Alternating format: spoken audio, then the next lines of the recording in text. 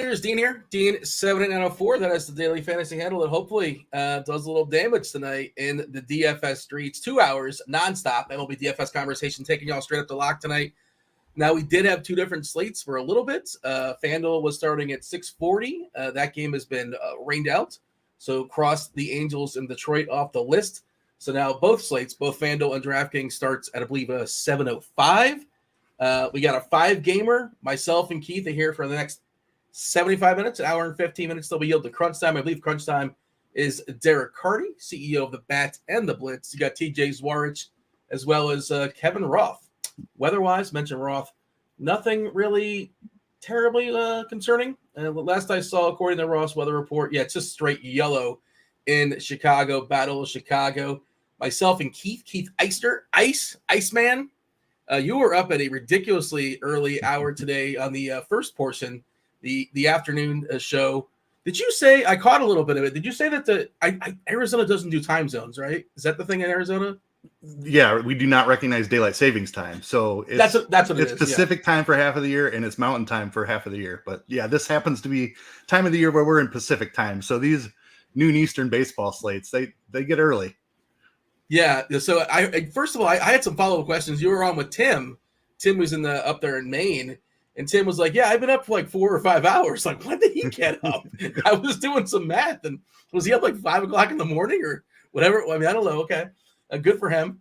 And then you said, like, yeah, I rolled out of bed like 6 minutes ago. So that was a lot of fun. Did you sneak in a nap from the early slate to this slate? Did we get an hour or two in, or any nap? No, we're still going strong. And it's going to have to be an early night tonight because we're going to get up and do it all over again tomorrow. Even though there's less games tomorrow, but there is an early start again tomorrow. I don't think there is. I think there's just 3 games the entire day. Am I wrong to say that? Or 4 games the entire day? I looked at the slate tomorrow. From a slate perspective, you might be correct. I have some projection stuff to do in the morning. Oh, jeez. Yeah, I think it's I'm pretty sure there's like probably just going to be a crunch time tomorrow night. I was just taking a peek. It's usually, getaway day, Wednesday, Thursday, typically days that not every team plays.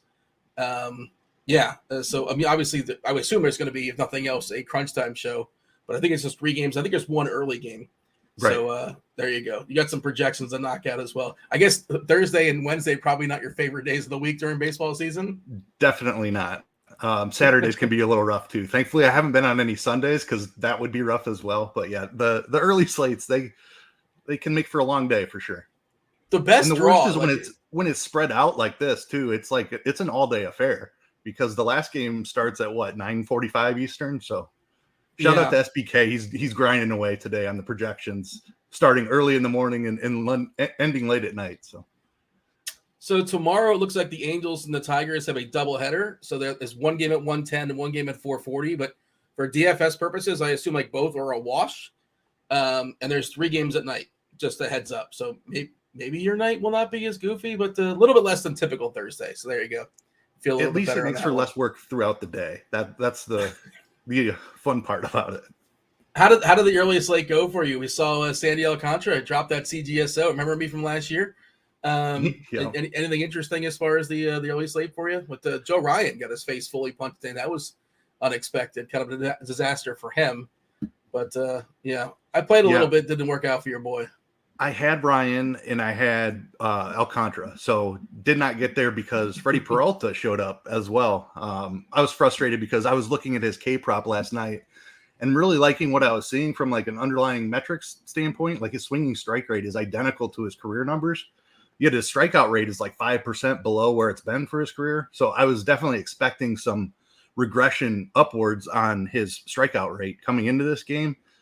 I didn't love the spot against the Reds, though the control has been a little bit off for him. So I backed away from it. And of course he absolutely smashed.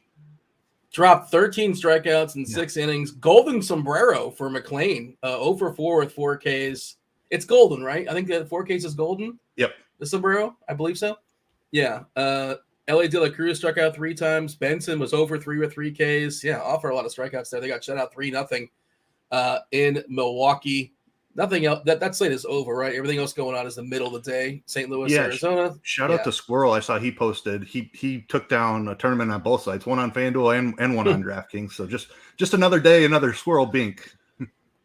Congratulations to Squirrel. Yeah, I believe he was on the expert survey tonight. I was taking a peek. Yeah, yourself. No, not yourself. Alex, Alan, Squirrel Patrol, Tim, Tasteful Tides, and TJ.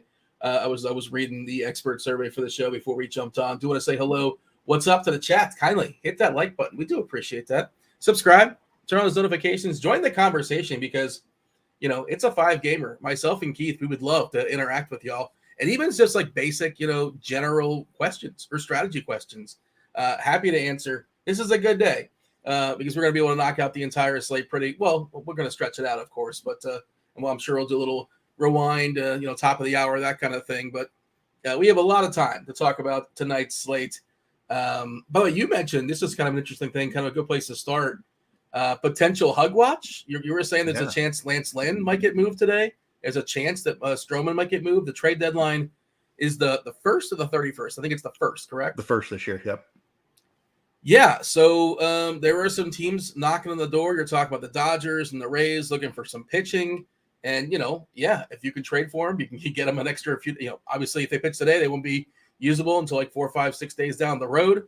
So, that's just something to keep our eye on. I don't know what to do with that. Kind of put it in your back pocket. But, if you get hug watch in the middle of the 3rd inning, nothing you can do. Like, it happens on occasion.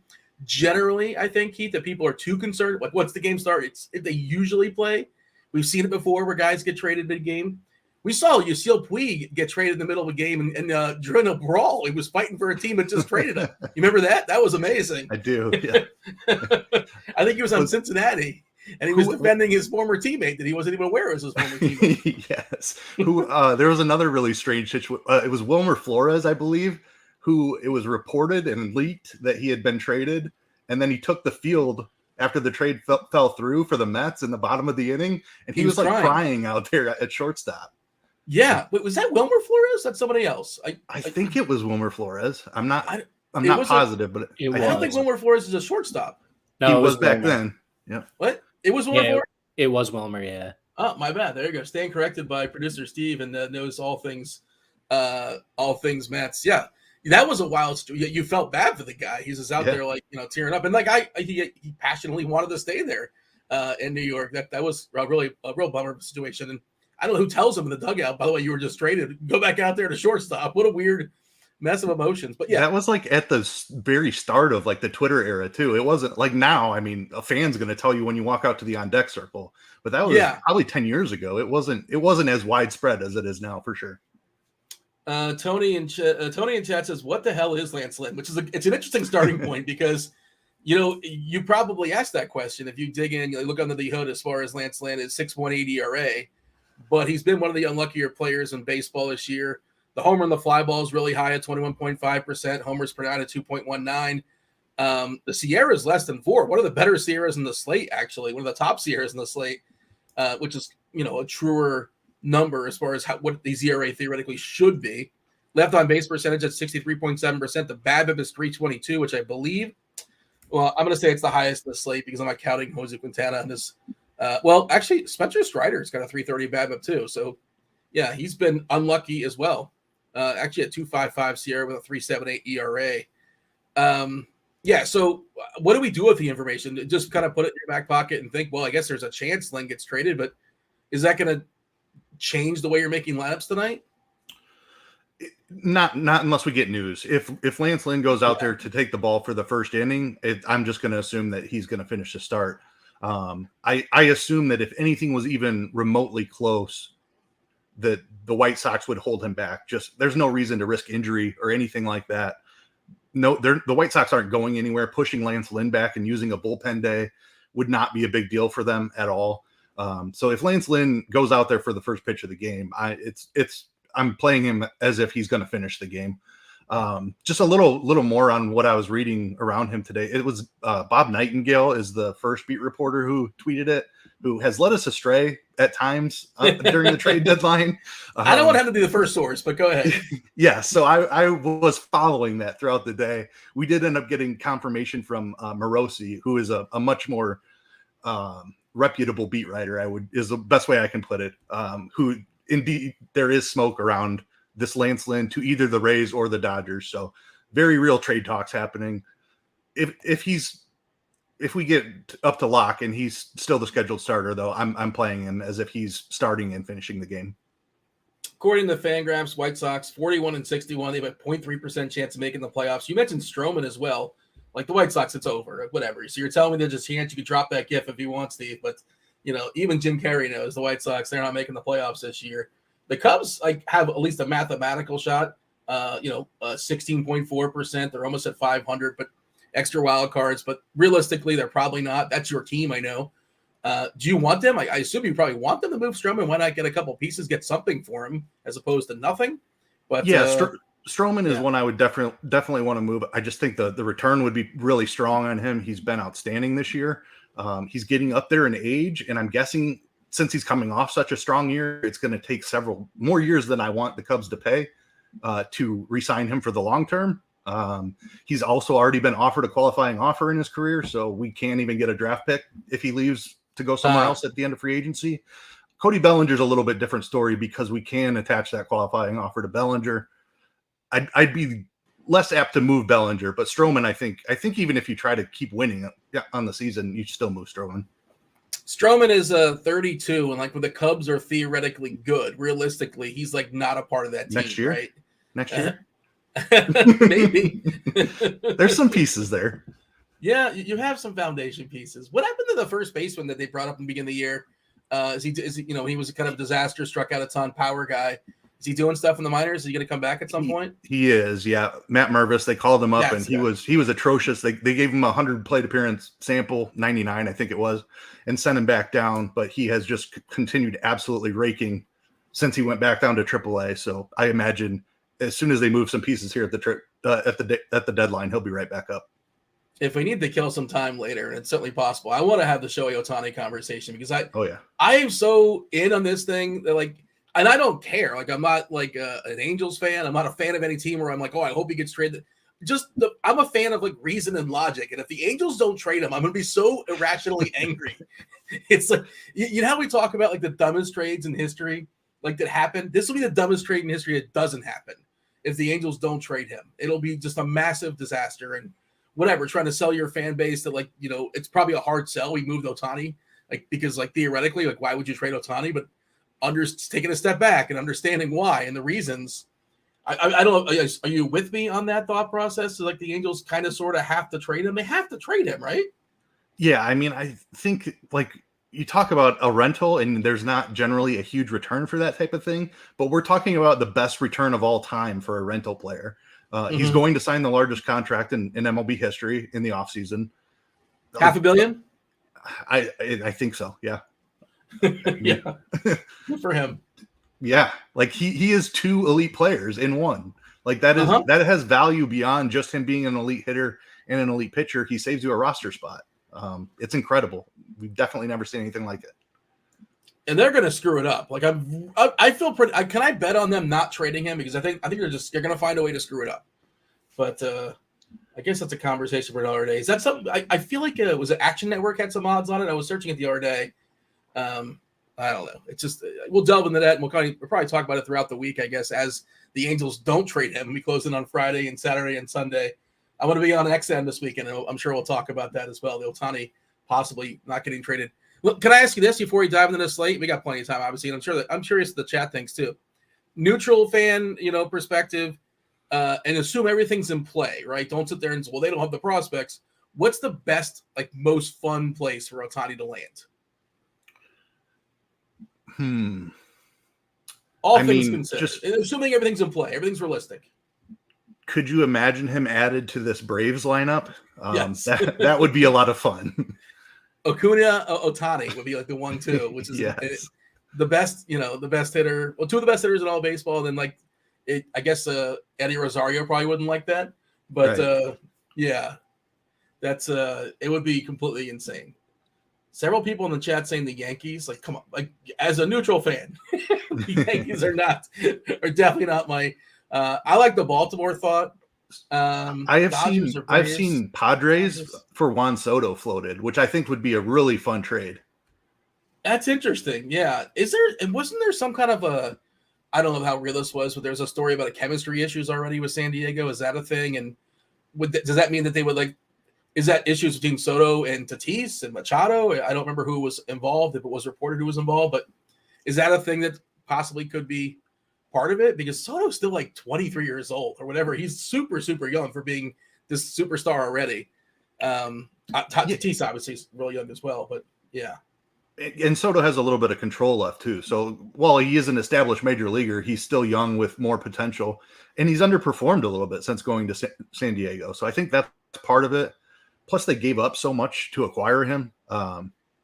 Yeah, I mean the clubhouse in San Diego. I don't know anything about those issues, but I'm sure some exist. Like Tatis has obviously had his problems, even off the field stuff, and like I don't know, just Tatis has had like work ethic questions around him. So it wouldn't surprise me at all if there were some issues in the clubhouse.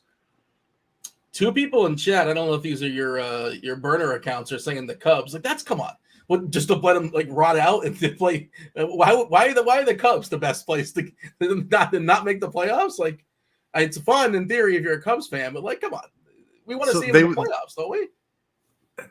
Like you mentioned, the Cubs have a slight chance to make it. I don't think it's happening. It would cost way too much. And there's no chance he signs an extension, I don't think, before free agency.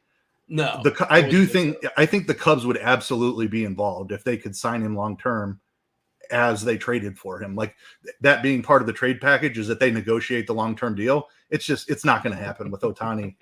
There has to be a bidding war there. Derek in chat says Harris, Acuna, Ohtani would be a sick reach around stack. Yes, it would. Joffer somewhere will be salivating at the thought. Yeah, absolutely, without question.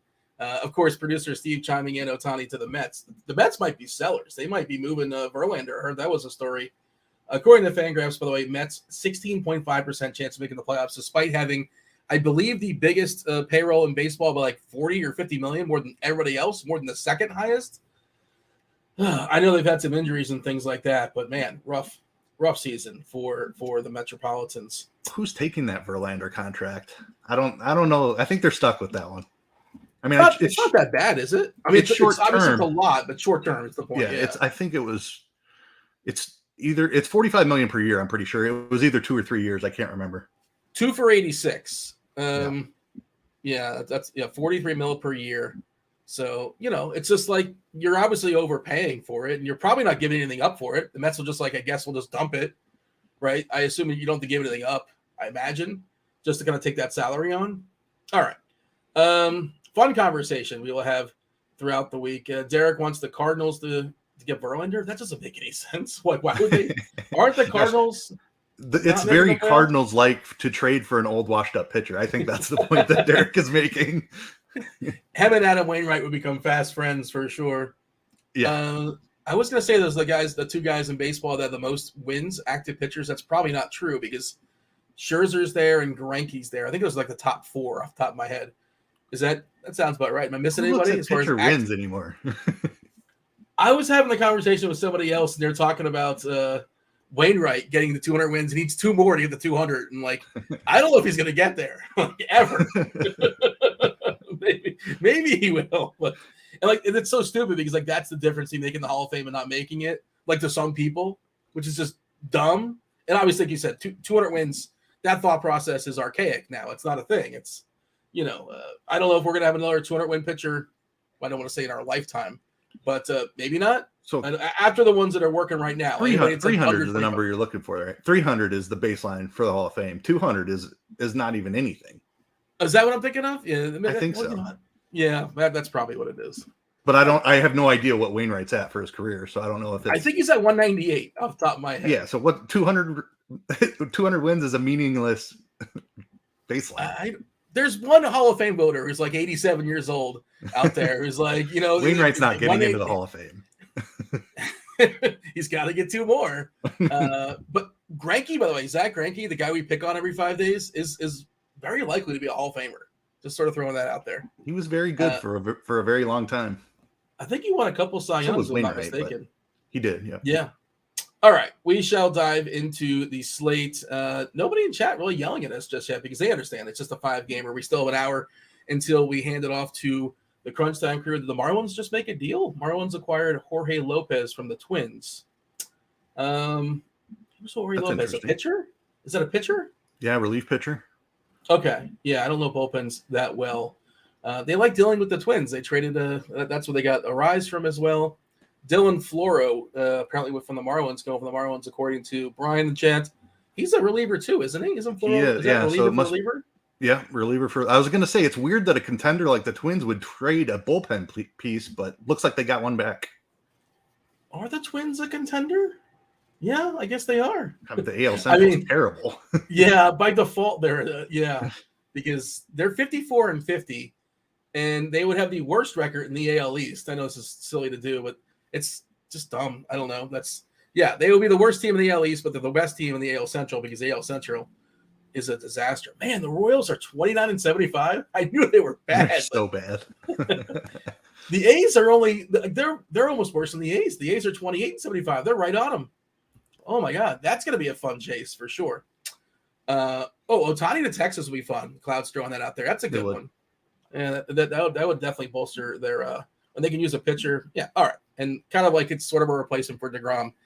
Tonight's slate, we kind of touched on Lance Lynn, but the best pitcher in baseball, best DFS pitcher, Spencer Strider. He's throwing baseballs. We live the world of a salary cap here, Keith. It's getting up there, man. We're almost at 13K now on DK. He's 12-7. The matchup against Boston, it's not perfect. Boston, pretty contact-heavy lineup. We have Framber Valdez, who's spectacular, facing that Texas team. No Seager, no Jankowski left on left in their lineup. We have Astros are back today. Altuve's back, and Alvarez is back today. Rodon is really cheap on FanDuel. You only get the roster one pitcher on FanDuel. Rodon so far is scuffled in his comeback. He's yielding too many homers. We saw Alonso, the polar bear. Apparently the polar bear is not dead. Apparently he's feeling just fine. And it was just a small sample stuff because I was looking at his numbers and I'm like, he's been terrible since coming back from his, I believe it was a wrist injury. But he banged out a couple homers yesterday in the Subway Series. He's still pretty cheap. Is that a classic? Is that a classic Dean reverse mush? Well, I mean, here's the thing: is like I've been saying for like probably at least a week that Alonso's been bad, and he's been bad for 6 of those 7 days. So like it's completely forgotten in the story, like in the recap. They're like, oh yes, he's been bad. Maybe the wrist is a thing. Maybe the wrist is a thing. And then the one time he crushes, it's like you're a big dope. Like, okay. No, I really thought you were onto something. Like it lined up perfectly timeline, and like you said, it did last a couple of days after you made the tweet. So still, I think very respectfully, it was very thought out, and I was with you there. But I think we can put that to bed now with the double dong. I guess so. Yeah, I didn't see them. Like you can get cheapy sometimes in Yankee Stadium, but I assume they were legit. They tend to be legit off his bat, especially in a Mets ballpark. But this was in Yankee Stadium. But yeah, Strider is getting 36% ownership currently on DK. I should give a refresh, as is Framber Valdez. We were actually talking about this earlier today in the Discord. Do hang out with us on the Discord channel, RotoGrinders.com/Discord. The MLB chat, it's free. Doesn't cost you anything. You do not have to be a premium member. There are some premium channels. Most channels are no longer premium for what it's worth. So hang out with us in the MLB chat. Just you can at people, ask questions, and myself and Keith, other people are hanging out there. Alex in chat is hanging out there many times. And a lot of people, they're dropping their article and say, hey, here's my article. If you have any questions about my article, feel free to ask. And we are available hanging out there in the Discord channel. I was talking about getting under the field on Rodon, but as the day has progressed, Keith, it looks like our projection ownership has dipped. I feel like, unless I'm making this up, Rodon was like 37, 38% owned projection-wise earlier in the day. Now he's down to 25. And I think you kind of countered. You sort of jumped in and said, like, yeah, I liked the idea of fading him. But now that the number's down to 25%, and assuming that's correct, like, at what point is it where it's low enough where it's like, okay, we're going to roster some Rodon? Because theoretically, at some point, he's going to pop up and get the 10 strikeouts we saw from him last year that got him that monster contract with the Yankees. Your thoughts as far as Rodon, or just, I guess you could do overall. Let's do overall, the big picture, and then we'll talk about players individually. Yeah, big picture, I think Strider and Valdez being the two most expensive, both of them are in tough matchups. So it's a conversation with Strider now. On FanDuel, it's easier to fit him in. I think he's going to be more owned on FanDuel, maybe not just number versus number because you only have to roster one on FanDuel, but just relative to the other pitchers' ownerships on the slate. Strider is going to be more popular on FanDuel, but it makes sense because the price tag is lower. On DraftKings, that price is really getting up there. And he's got a tough matchup against Boston, who doesn't strike out very much, and in a tough hitter's park in Fenway. So it's actually a decision point on Strider, which is why we're looking lower for guys like Carlos Rodon. And I think Marcus Stroman's in this conversation. I like the ownership number I'm seeing on him, but he's probably overpriced for what he is as a DFS guy. And then this Lance Lynn Rodon on FanDuel is extremely cheap and will be even higher on than what we were talking about here on DK. Lynn is, relatively speaking, there's 200 percentage points to go around in DK, 100 percentage points to go around in FanDuel. Yeah. Yep.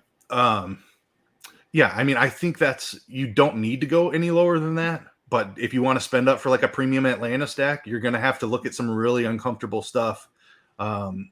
Hogan Harris has a couple of lineup tags there in lineup HQ. Alex Wood is a reasonable pitcher, I think, and it has a matchup with Oakland. So is he reasonable? Well, not this year, maybe. Okay. He's been a respectable starting pitcher in the past, but you might have a point here. The numbers this year don't look that great, so yeah, it's uncomfortable going below Lance Lynn or Rodon on FanDuel, but having some premium offenses to pay up for, I think it's worth having the conversation. I just see this in the YouTube chat. Spontaneously, producer Steve's feeling kind. We're giving away a week free of RG Premium, and I talked about the Discord channels, RotoGrinders.com/Discord. MLB is where we kind of have that conversation throughout the day, but as the shows are on, the live stream chat is where we tend to run our contest, and I know that's where you asked your question for Roth later on during crunch time. Just go ahead and jump in there and drop a thumb, and you get yourself eligible for a week free of RG Premium. I'll drop that link in chat. Hopefully that link will work for the people as well. K-Town's Finest asking if Lance Lynn is a reverse splitsy. I don't think so. I think he's very clearly the opposite of that, unless I missed something. Yeah, it's funny because Dave Potts, Jesus Good, in his article today, I love that he pointed out today that the slate is small enough and the prices kind of work out too, where Lynn's pretty cheap and your Cubbies are kind of cheap, and it's not the worst idea. It's not the craziest idea to roster Lynn and have like a mini Cub stack of most likely lefties. Is that something you've entertained today? Because like Lynn can go out there. He's a bit of a horse. They let him go, assuming there's no hug watch. They let him go for 6 innings or so, throw 110 pitches sometimes. Strike out 6 or 7, give up 2 or 3 homers to the lefties. Like you can't really, it's not going to be always like that, but that's what you're shooting for, obviously. And he's cheap enough, and the Cubs lefties and Tauchman and Happ. Bellinger's a pricey one, but is that something you've considered? Is that too ambitious for you, or do you like that idea? So I almost never do this. Even on smaller slates, I don't play hitters against pitchers generally.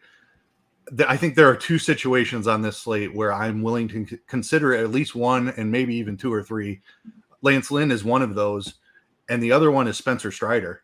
I could absolutely see an outing where Strider goes out and strikes out 11 or 12, is the highest scoring pitcher on the slate by 5 to 10 points, but a couple of Boston guys get him for a home run or 2, 3 even. And then in the later innings, Boston scores a couple of runs off the bullpen as well. The only concern there is, does Strider do enough to be optimal at that price tag? But Boston is fairly cheap. I think that's in play. And the Lance Lynn thing, I like that even better, just especially because I know I want lefties against Lance Lynn. Happ is super cheap. Bellinger has been really hot. Both of those guys in particular are guys I would look. And that's basically, you get Lance Lynn to get 10 strikeouts. You get a Bellinger and Happ homer early, and then late they add on a few more points, and I could see it working out on this slate. Barnhart is a flat out catcher punt. You don't really want to roster Tucker Barnhart, obviously, but he's I would leave him out of that conversation. I need a guy that can hit a home run for sure. Does he have any this year? He might have one.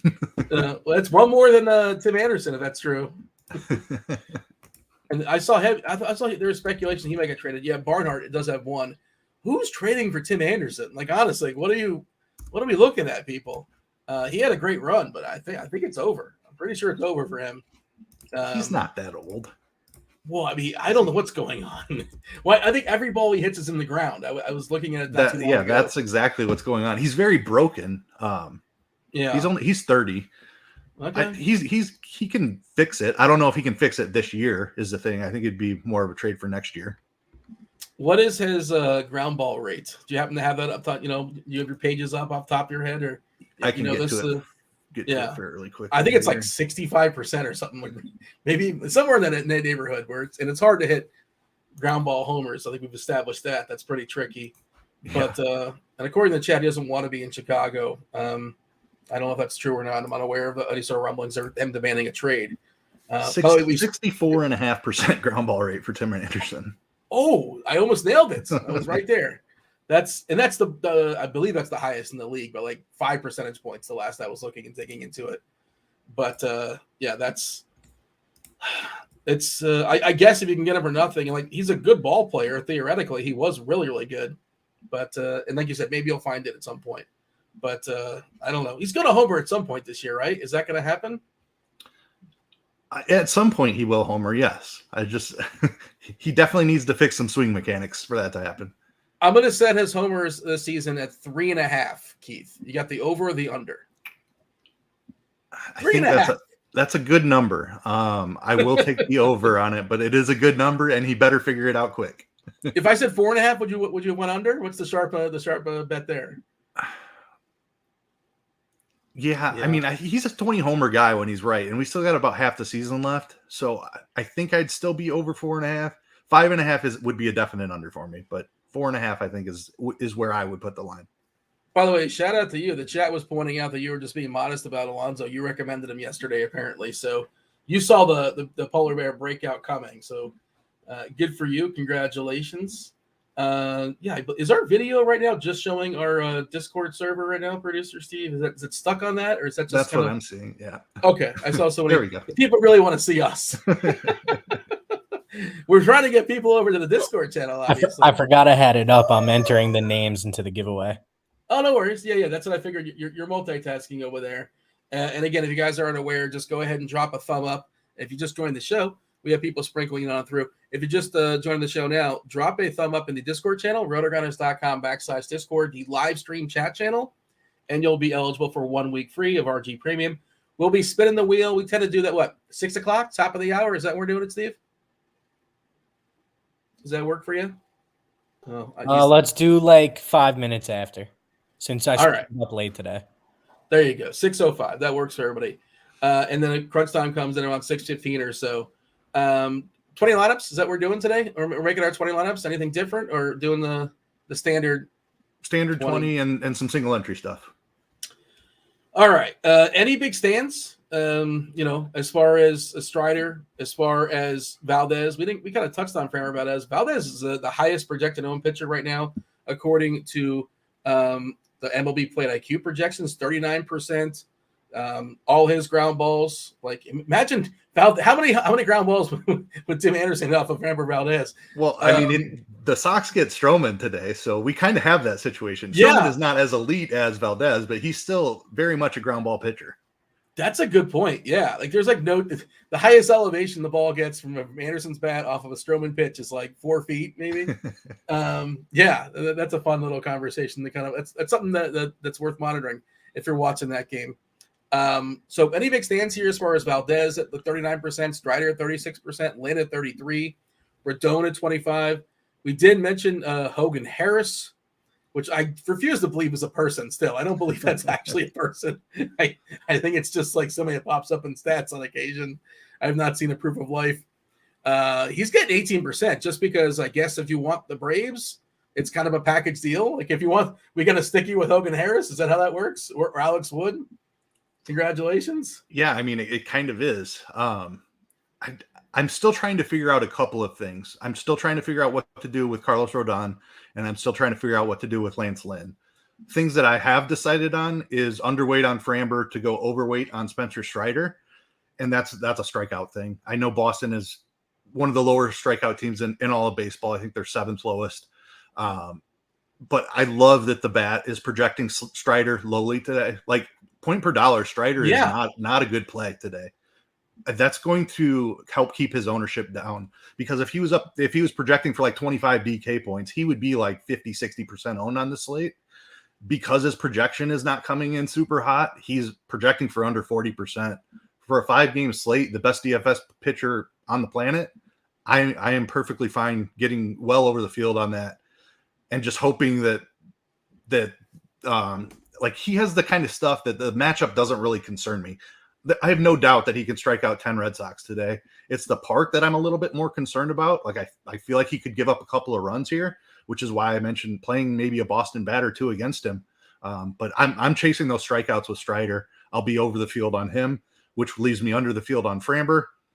Rodon is a guy that I really want to be early on this strikeout game, because it's coming. When he's right, he is one of the best strikeout pitchers in baseball.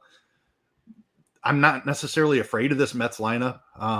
It doesn't help that it's in Yankee Stadium and not Citi Field. But Rodon is like, the strikeout stuff is above 30% when he's right. Now, he has not been right here recently. His pitch count is also lower than we typically see. He's only reached the high 80s. If we can get 95 pitches out of him, I'm very interested in Rodon. And he's sitting at 25% projected ownership right now. That's right about the number where I think at this point I've committed to being at least even with the field. I really wish it was a bigger slate and he was coming in like 10%, because I would hammer like 30% of him in there. Just because it's a small slate and he is picking up so much ownership, there's tons of risk here with Rodon. Just he hasn't looked right. His command has been all over the place, a bunch of walks in each of his starts, and that leash just isn't what it has been in past years. So still torn on Rodon. Lance Lynn is cheap enough that I certainly want some exposure to him as well. The Cubs strike out a fair amount. Lynn, we've seen double-digit strikeout games from him multiple times this season. We've also seen him get blown up. So I will have a ton of Cubs stacks. I will have a ton of Lance Lynn. Whether I can get over the 30% projected, I'm not sure about that. So Rodon and Lynn are the two I'm still on the fence about. Strowman is a guy I'll be going over the field on. Very attractive ownership number for a 5-game slate. He's probably overpriced, but if Strider does struggle a little bit, I could see Strowman entering the conversation to match any pitcher. I know he's not a big strikeout pitcher. He's not a guy that we typically like to roster for DFS, but the White Sox are a very ground ball heavy team. That's Strowman's best skill. I could see him going very deep into this game and pulling off something like we saw from Alcantara in the early slate. He needs the BABIP gods, but like there's a chance where he goes like 8 innings, even 9 innings, like you said. But you mentioned playing a Red Sox or two against Strider. Strider is super expensive. Some of the Red Sox are expensive too. So at some point, even if you're being like contrarian and different, it can cost you. Like if you're playing Devers against him, or even Yoshida's not cheap. Who's your favorite Boston Red Sox to play against Strider? All things considered. I mean, Devers is the obvious answer, but it does start to pinch your salary a little bit. I don't mind Cassis, who's still really cheap and has big time power. Kind of what you're talking about, as a guy who is cheap enough where they don't necessarily need to do more than hit a home run, and Strider doesn't necessarily need to be 13 strikeout Strider, and we could still get there on a small slate. I think Connor Wong is a catcher on DK as a pure punt is interesting as well. Just to save some money and just hope that he gets a hold of one, because really one home run is all you really need out of him. Oh, sure. You love it. Like, yeah, you get a homer out of your cheap catcher. You're thrilled. But you mentioned, and it's all small sample stuff, right? Rodon hasn't been spectacular since coming back, giving up way too many homers, too many fly balls. The strikeouts, though, like feel like it's been unlucky, just 16.9% as far as the Ks. But, and again, small sample stuff, but 12.7% swing and strike rate. You're not going to have 16.9% Ks going forward, right? Would you agree with that? Like the Ks should correct it to some degree? Yeah, absolutely. So swinging strike rate and strikeout rate do actually correlate very closely. The number, it's about a 2.11 multiplier on your swinging strike rate that gets you to your expected strikeout rate, basically. So what's that? I mean, he should be 25% plus strikeout rate with that swinging strike rate. And that Mets lineup, by the way, you mentioned the Mets lineup today. Vientos jumping up to the 2-hole, which is kind of an interesting cheapie to make stuff work. I believe he's only first base eligible on DK, so somewhat a decision point between himself, Vientos, and Alonso. Of course, if you had the salary, I assume you prefer Alonso. Vientos has an ISO of 0, by the way, this year versus lefties in 24 plate appearances. He's supposed to have a ton of power there. Obviously, that's a crazy small sample.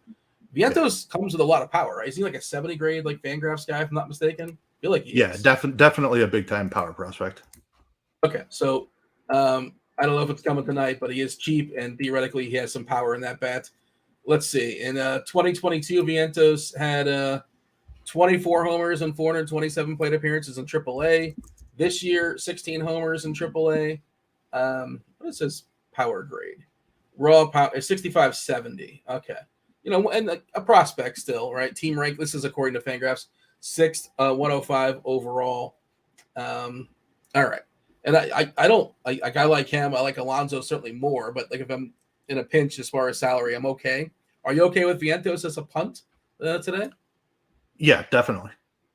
Okay. I mean, a lot of strikeout risk. He's definitely going to come with strikeouts, but from a power perspective, yeah, he could absolutely pay off that price tag very easily.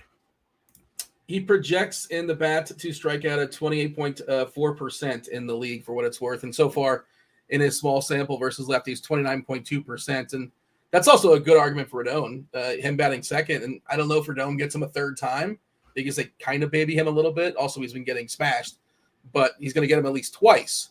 If he doesn't get him twice, then it's a really, really bad day for Rodon, or like Vientos like pulled a hammy in his first at bat or something goofy like that. All right. Hogan Harris, do you want to kind of dive more in on as far as Harris? You mentioned Wood. As far as cheapie, do you prefer Wood or Harris? Wood is 6K, Harris is 5.3 against San Fran. It's a rough conversation, but if you want the Braves, that's one of the ways to get them. Yeah, just because San Francisco doing this opener thing, and to be clear, we're not positive that Oakland is not going to be deploying an opener. We have used an opener in front of Harris times this. But San Francisco's already confirmed that they're using an opener, I believe, which makes Wood's pitch count really iffy for me. If they were both truly starting, I might prefer Wood, but just because I'm concerned about pitch count, like we don't know if he's coming in the second or the third, it makes it harder to nail down what the leash is for Alex Wood in this spot.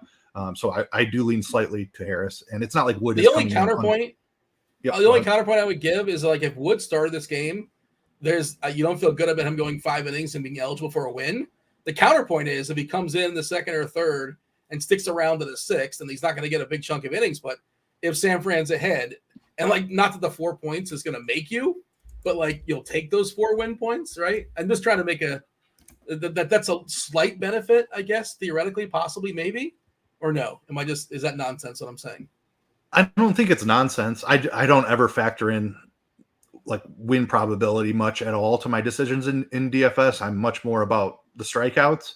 But to your point, like Wood and Harris have nearly identical strikeout rates. Wood has been in that mid-20s in his career before, but that is not what we've seen so far this season. I like Wood's matchup better. So if all things were equal, I think I would lean slightly to Wood. But go ahead. It's just the leash thing is the only thing I was just going to touch back on, which I've already said. And I guess a third person can enter that conversation. Monty in chat's asking about, and even LOLs it a little bit. What about Jose Quintana in a Brave stack? He's also cheap. He just came back in our lives.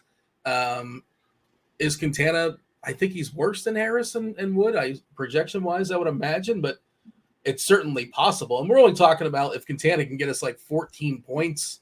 I think you take that. You're thrilled with that. I think at 5.7K, and you make up for it with the bats. Is Quintana amongst your 20 lineups? Is he in your pool? Is he behind both those other two cheapies? I would be thrilled with 14 points from him. I don't think he can get there, so he's not in my pool. I'm looking up what his pitch counts have looked like. I know he spent a long time on the IL. Obviously, he has just one start back. 84 is the projection according to RG. Let's see 78 in his last 78 pitches his first start back. So theoretically, he could get to 90, I suppose, but I don't think it's likely. And I guess it's worth saying on FanDuel, like we're not playing any of these guys, right? Like you wouldn't play Wood Yeah, no quality start eligibility if he doesn't start, and he hasn't thrown 6 innings all season long anyway. We talk about Rodon being really, really cheap over there, and ownership's going to reflect that. But I think it's just worth noting that just kind of like we're talking DK, like crapper, DK, SB2 to make everything else work. If it wasn't clear when it comes to guys like Wood, Harris, and even Quintana, Bayo, I love the stuff. I like him as a prospect, but not today. Little Arya Stark there, not today for me as far as Brian Bayo. Unless you have a counterpoint, I'm not going to pick on Atlanta. There's no point. No, there isn't a point. Last year we picked on Atlanta, even though they were one of the best offenses in baseball last year. They struck out a ton. They're not striking out either this year. So not only is there massive power risk, but they're a high contact team at this point. They're just an elite offense, probably the best in baseball. Checking in on the chat, Kirkwood. Oh, dude, Kirkwood. I'm sorry to hear about Phil. I hope Phil is okay. Kirkwood, his dog Phil, going through some issues. I'm sorry to hear that. Hopefully everything works out. TJ hanging out in chat. He's going to steal all our takes and repackage them as his own. And they're now, Spidey Bomb. I heard these guys. He won't own up to it, but that's what that's always doing. He's just repackaging our takes. And if you want to hear them repackaged, what do you got to do? You got that like button. Hit that like button. Do you subscribe? Do you turn on those notifications? Spidey requires likes. I'm not sure what the threshold is tonight, but it would be nice if when he jumps on in a half hour, as well as DerekCarty. And DerekCarty, like you said, he's probably going to tell people not to play Spencer Strider tonight. I don't want to speak for him. He'll speak for himself. But the projection of Strider versus Valdez. Wait, am I seeing this correctly? You are. I have to while you're looking at that, I'm pulling up Strider's season-long projections on the bat just to see where it had him for strikeout rate. In fairness to projection systems, Spencer Strider is doing things we have never seen from a starting pitcher. His strikeout rate is near 40%. There's nobody in baseball within like 7% of his strikeout rate. In fact, have we never seen that though? You're talking like in the 50s and 60s. You're saying like in the modern time or what? I mean, I don't know what strikeout rates were in the 30s. I don't go chasing strikeout rates from 1950. You're a baseball. Blender is not a baseball historian. He doesn't care. He just cares about the numbers and the math and weighs the game, the system. I look at you. You're still watching your Cubs every single day. They're a terrible team. Like, good for you. I respect the Cubs in four other games at the same time. You're correct. I'm just obsessed with baseball. I'm saying, and I respect it, and I assume that like this is something you care about, and you care about the history of the game. So like, I assume you notice these kind of things. I don't know the answer off the top of my head, but I would venture a guess that Spencer Strider is posting the highest strikeout rate in MLB history from a starting pitcher, and obviously you have to qualify that with some innings. But that would be my guess, that 39.7% is the highest strikeout rate from a starting pitcher with over, say, I don't know how many innings he has. He's got 116. I'll say over 100 innings. That's the highest strikeout rate in MLB history. Ever? Like more than like Bob Gibson and his like ridiculous year with like a 1.5 ERA and the mound had to get raised. Yep. Man, strikeouts weren't part of baseball back then. I mean, Gibson racked up plenty. Koufax racked up plenty. But strikeout rates across the league are higher than they have ever been. Alex in chat, who I feel like Alex is a baseball historian as well. He's saying DeGrom at 31%. Yeah, all the relievers don't count. We're not. That's why I qualified it with 100 innings pitched. Yeah, I think that he is in. Like there are relievers that have thrown over 100 innings in a season. So I guess I'll say that at the end of this season, a pitcher over 150 innings pitched, Strider will have the highest rate in MLB history. I may be way off on that, but David just threw Nolan Ryan in chat. That's probably a good answer as for someone who might have beat him in a single season. Koufax is the guy that I would throw out there. He played like 47 seasons in the Major League Baseball, give or take. So Nolan Ryan, he was 5,000 Ks in his career or something goofy like that, somewhere around there. More than that. But see, you're a baseball historian. That's what I'm saying. 5,500, is that what it is? Something that's closer. Yeah. Yeah. Okay. I know. I don't think it's more than 6,000. It might be 5 and change. If only we had a machine we can type such things into. But yeah, it looks like Alex is on your side, and I assume he's Googled that he's aware of this kind of thing. But yeah, I guess this is historic as far as Strider. I know it's been spectacular. We're just throwing out names like Randy Johnson. Okay, was Randy Johnson? Did he ever have a season? That's what I'm saying. Strider's I'm that modern history, like going back to 1980, I would say I'm pretty certain that Strider as a starter, we haven't seen it since 1980. Since I looked Randy at Johnson's like a professional photographer now. Seriously? Like he's like taking pictures. He's like, yes, like he's going to sporting events. He's like in the sideline of NFL games. Like he's just this is like his post life, his post MLB life. He's not a guy that can like hide in a crowd either. No. I guess that's good for getting angles though. You just tower above everybody. And like his photography, he's got like a logo for his company, and it's an homage to like, remember the bird he killed unintentionally by throwing a baseball in spring training? Yeah, and that's like I just happened to see this the other day as far as his logo for his company. Yeah, there you go. Michael in chat says logo is a dead bird. There you go. I put it a little more bluntly than I was putting it, but yes, that's what his logo is. And now I'm curious. I want to check his K rate. His biggest K rate season was 2001, 37.4%. So yeah, I mean that's point stands. Yeah, I mean, that's one person. Yeah, it probably is Strider. You're probably correct. And yeah, okay, that's wild. That's the bat for season long is 36% as Spencer Strider's strikeout rate, which is actually higher than I expected it to be. Sports Connection it's an extreme outlier. And TJ's in chat and he's saying him and Carty might fight tonight. Let's do it. That's not exactly cheese in Carty. This is the undercard. Carty's fighting 2 fights tonight. But yeah, TJ is going to tell people to play Strider. But it is pretty wild how, I respect the bat. I know you respect the bat as well. And sometimes I'll be like, yeah, I appreciate your projection. Thanks for that. But I'm going to do this. And sometimes it works. Sometimes it doesn't. This is how it goes. I can just add a little content. I completely understand the projection. And I know enough about Carty's system to know what goes into it. Strider has 2 very bad things working against him today. I don't know the specifics of it. I've heard him talk enough to know that these are very large inputs into what spits out this number. The ballpark, Fenway Park, is one of the best hitters parks in all of baseball, and Boston is an extremely high contact team. I think they have the 7th lowest strikeout rate in baseball. Both of those 2 things are factors in why Strider's number is so low today. Weather is another huge thing. It's hot in Boston. All of those things are working against the bat's perception of Strider. Alex just dropped it on you. Okay. In the chat, Garrett Cole. In 2019, 39.9%.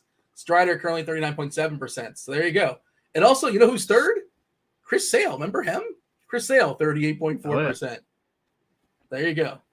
Cole has him by what, 0.7% right now? Yep. Yeah, it'll 0.2, I believe, 39.2%. 0.2%. Yeah, 0.2%. Yeah, that'll be I love that Strider is also 4th on the list from last year. Yeah. And just a 2-pitch pitcher, right? I'm pretty sure it's 2 pitches, just 2 pitches. He'll mix in a changeup, but it's like less than 10% of the time. It's fastball slider for all intents and purposes. Pedro, number 5, for what it's worth. They want to know your top 3 pitchers. We got to talk about some stacks as well until we get the crunch time crew coming in about 20 minutes or so. We've kind of been talking about stacks as we're talking about pitchers, talking about both things at the same time, essentially, because there is correlation in the conversation. Give me your top 3 pitchers when it comes to like all sorts of context. And then, we'll talk about some stacks. We'll see what else is in the chat's mind. But yeah, the summary as far as pitching in general. So the summary pitching in general, I'm going to do that separate from my rankings just because it's an extreme tournament ranking is what I'm going to throw out there today. It's a short slate. I like to get pretty weird on short slates. Just an overview of pitching. The top 2 are easily Strider and Valdez. They both have difficult matchups, so I don't think pivoting away from them is a bad thing to do at all today. Strowman is in the conversation just because of his matchup with the White Sox, who are the heaviest ground ball team in the league. Strowman excels by inducing ground balls. Rodon has a bit of a leash concern and a little bit of walk concern. Being recently off the IL, he's super cheap on Fanduel. Lance Lynn has a high upside for his strikeout ability. Gets a high strikeout opponent with the Cubs, so very much in play. And then on DraftKings, where you might need a cheap SP2 to help fit in the Braves, Hogan Harris is in play. Not a comfortable thing at all, but something you might have to do today. All right. Top stacks on the board. Atlanta is number one unanimously, according to myself. Tim, Squirrel Patrol, who you said he took down tournaments today on both Fanduel and DraftKings early slate. Shout out to him. Houston, number two. Houston looks more like Houston with the addition of Yordan Alvarez as well as Jose Altuve. The Yankees, number three. The Cubbies, number four. The Mets, 5. Boston, 6. Wow. Boston got a little – one person, Taylor, dropped the Red Sox. That's certainly more of a tournament thing and probably a large field thing. And then the White Sox got a little bit of love there from Squirrel Patrol. Do you think that board is correct? Anything that should be moved up, moved down, kicked off, added on? Atlanta, Houston, Yankees, Cubbies, Mets, Boston, and White Sox got like one person. I think that is almost exactly how I would have it. Atlanta being in Fenway Park, awesome hitters park, best offense in baseball for my money. Bello, I respect Bello as a starting pitcher. It's a too tough of a spot, too good of a park. Atlanta's still number one, highest team total on the board as well. So Vegas agrees. Houston was 2. They're getting their 2 best hitters back today, or 2 of their 3 at least, in Altuve and Yordan Alvarez. So that is a much different lineup than we've seen over the past month or so. Yankees were 3rd. I have them about even with the Cubs. I might flip the Yankees and the Cubs. Yankees. By the way, not to cut you off or anything, I apologize, but did want to mention, I'm looking at the Weather Edge right now. It's just kind of interesting. I should have let you finish your thought. My bad. But 114 games, pretty big sample on Weather Edge. We're getting the fire emoji, right? 86 degrees. The wind's blowing out to left field at 10 miles per hour. You got a 65 dew point. It's just a little peculiar, like fire emoji, looks pretty good. 114 games, a decrease in homers at 6%, a decrease in runs at 2%. That doesn't match up, but like I think I'm going to lean more toward the fire emoji than toward like the historical data, because it seems like a pretty big sample though. But I don't know, it's just kind of weird. I don't know what to do. Where with was that at? Like Yankee Stadium, right? 114 games, fire emoji, 86 degrees, wind blowing out left center, left field. But slight downgrade in homers, slight downgrade in runs. Not crazy, but I feel like it should be positive according to the historical data. It's just not, and the sample's pretty big. It's just kind of weird, is all I'm saying. Yeah, I agree that something feels a little fishy there. 114 games is a pretty decent sample, though. I don't know what to make of that. That is interesting. I'm just reading MC Kidlat's the comment in chat. I won't read it aloud, but feel free to read that in your own time there, Keith. Did you finish your thought as far as stacks? I apologize if I did not let you. Mostly. Basically the same. I think Cubs, Yankees, flip-flopping them 3 and 4 is where I might go. I don't trust this Yankees lineup without Judge in it. It's just not as exciting to me. I don't have much respect for Jose Quintana as a pitcher either, so I certainly understand the ranking. And I'll also preface that with saying I would not necessarily full stack the Cubs. I love the Cubs lefties, and that's Bellinger and Happ are 2 of my favorite bats on the slate. The full stack I'm more lukewarm on, so I guess 5 would be the correct ranking for the full stack. Yeah, Lynn's really good against righties historically, but like if they get the Lynn, right, and all of a sudden you have 4 innings of the bullpen or something like that, and like theoretically the rough spot of the bullpen because the Cubs got the Lynn, they're up like 7-2 in the 6th. They're not going to roll out their closer or their setup guys. Then all of a sudden, guys like Swanson, who's coming off a huge game, if that does anything for you, or Morel, who's got tremendous power. So it's a push-pull. But like the first guys you're putting in, I guess Bellinger, is that one of your top Cubbies today? Yes. Bellinger, Tachman leading off. Happ is really cheap as well. Those are probably the top 3. Can we play this Mastro Bueni? He's cheap. It's not very good, though, right? He's not very good. I hate that he is third base eligible only. We could play him at second, I'd be all for it. But third base, I don't know if – and third base isn't particularly strong today. I will say that. Like, it's obviously we want to pay up for Riley.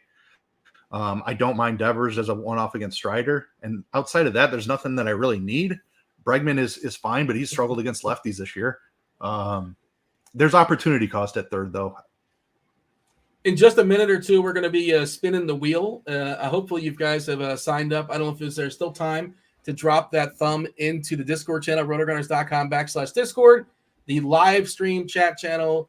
Producer Steve's going to spin the wheel in just a couple minutes. He's throwing names up on the board now if you've done so already. Discord channels have been opened up. Basically, all of them are free. You do not have to be an RG Premium member. There are still some premium channels. The MLB channel is free. The live stream chat channel is free to anybody. And we're going to be spinning that wheel in just a few minutes. Steve, do we still have time, or is it too late to throw some names on the board? You tell me. I don't want to, we have 3 minutes. Okay. Yes, and Kirkwood, and not surprising, I was waiting for him to give Mastro Bueni. I was shocked at the nickname he gave him. I couldn't believe, and I'm sure that's a legit nickname if you go to like Baseball Reference, for sure. Other things that are worth talking about as far as this, like Mitchell Mayo saying, is Trevor Story in play? He's coming back theoretically at some point, but not tonight unless I missed something, right? Is that just a joke as far as Trevor Story? He's not in the Boston lineup unless I'm missing something. I don't believe he is. Judge, by the way, again, it's DFS. We care about tonight and tonight only. They're saying Friday, maybe, Aaron Judge will be back. So stay tuned for that. You have any homer picks for the people? I know we got TJ and Spidey waiting in the wings.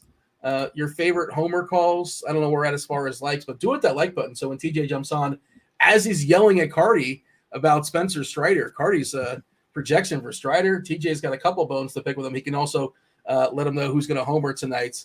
Do you have any favorite homer picks for the people? He's going to be a little more popular than I would like. But Cody Bellinger, dude's been crushing baseballs. Lance Lynn has struggled with lefty power his entire career. So I'm going to play into a little bit of chalk there. Let me see if I can find something a little bit more off the board here. Let's go. The audacity of you and Dean and Keith to say I plagiarize when I was on the morning grind live last night saying Cody Bellinger would be my first Spidey bomb. And then I put in my expert survey today that Cody Bellinger would have 2 home runs. I'm the plagiarizer, Dean. Well, I said in the living room before the morning grind started, you know what I like tomorrow night is Cody Bellinger. So you must have my living room bugged because I was the first person to think of a thought on Cody Bellinger tonight. I did it last night before the morning grind started. So take that. And is he already gone? He already checked out, yeah. He just hit and ran? Is that Who gave him the code? Steve, he's covering for Stevie this week on the morning grind, so he has the tools. So he's taking full advantage of those tools, it appears. Who gave him I've had the tools for a long time. TJ's playing the long game, man. I said it. He's going to be owning this company in like 5 years or so, for sure. Like he's playing the long game. The whole Spidey thing, it's all cute and it's a gimmick, but yeah, watch out for him. He's going to be making some big moves going forward. Hey, we got the wheel. We have producer Steve spinning the wheel for the people. Let's see who gets himself 1 week free of RG Premium. And by the way, not just for baseball, all the sports, everything that's going on. You're on those MMA streets, aren't you, Keith? How's that working out for you? Anything worth noting as far as the old MMA? People still getting their face punched in? People are still getting their face punched in, yeah. It's been a rough go here for me for a couple months. I haven't really had any sweats. Just a lot of variance in MMA. Sometimes you run cold for a little bit, but we definitely have some great content out there. Squirrel just started up a new article. We talked about him. Bink in MLB, guy does amazing in MMA as well. He's started an article. I think he used to write it a couple of years ago, but just came back. Awesome contrarian plays, and Squirrel's an awesome guy to listen to if you're looking for some contrarian plays. Check that article out. Obviously, Blender and Buddha Mike do their show on Saturdays as well. All kinds of good content for MMA. I'm on the expert survey along with Mike and Dane and Squirrel. According to Fernando Rodney in chat, there's a big pay-per-view this weekend. Who's the main event? Do you know off the top of your head? I don't generally start looking until like Wednesday night. So I could not even tell you at this point. I do all my research later on in the week. There's so many fights get scratched throughout the week since COVID that I find it a little bit a waste of a time to start before, like even before weigh-ins, we get scratches after weigh-ins quite a bit. Have they figured that out, how to make it work? Or they're still trying to figure out how to make it work as far as a user experience when guys get scratched? Or Not just yet. Oh, it's still a disaster. Yeah. All right. Fair enough. Producer Steve, let's give the wheel a spin. Let's see who's going to win. I have to make my page much bigger. And here's our spinning music. It doesn't correlate, does it, Keith? Or is that just me? This one is better than some of the others that I've heard.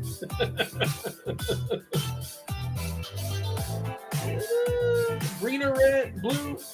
We got Rangers fan, looks like. That means we got to talk about the Rangers. Rangers fan. Shout out Rangers fan 414. I assume producer Steve or producer Devin will hit you up on the Discord and take care of you, get you souped up for a week free of RG Premium. We do these on occasion. Tends to be at least once a week or so. So be on the lookout for them. And I guess it just kind of came out of nowhere. It wasn't even playing. Steve was having a good time. Drop it in the Discord. That's why you want to hang out in the Discord. 10 minutes or so before we turn it over to the Crunch Time crew, you got TJ. TJ may be coming in now, for all we know, stabbing us in the back. You got Kevin Roth and DerekCarty. DerekCarty, the hater of Spencer Strider. There you go. Oh, there's what's going on.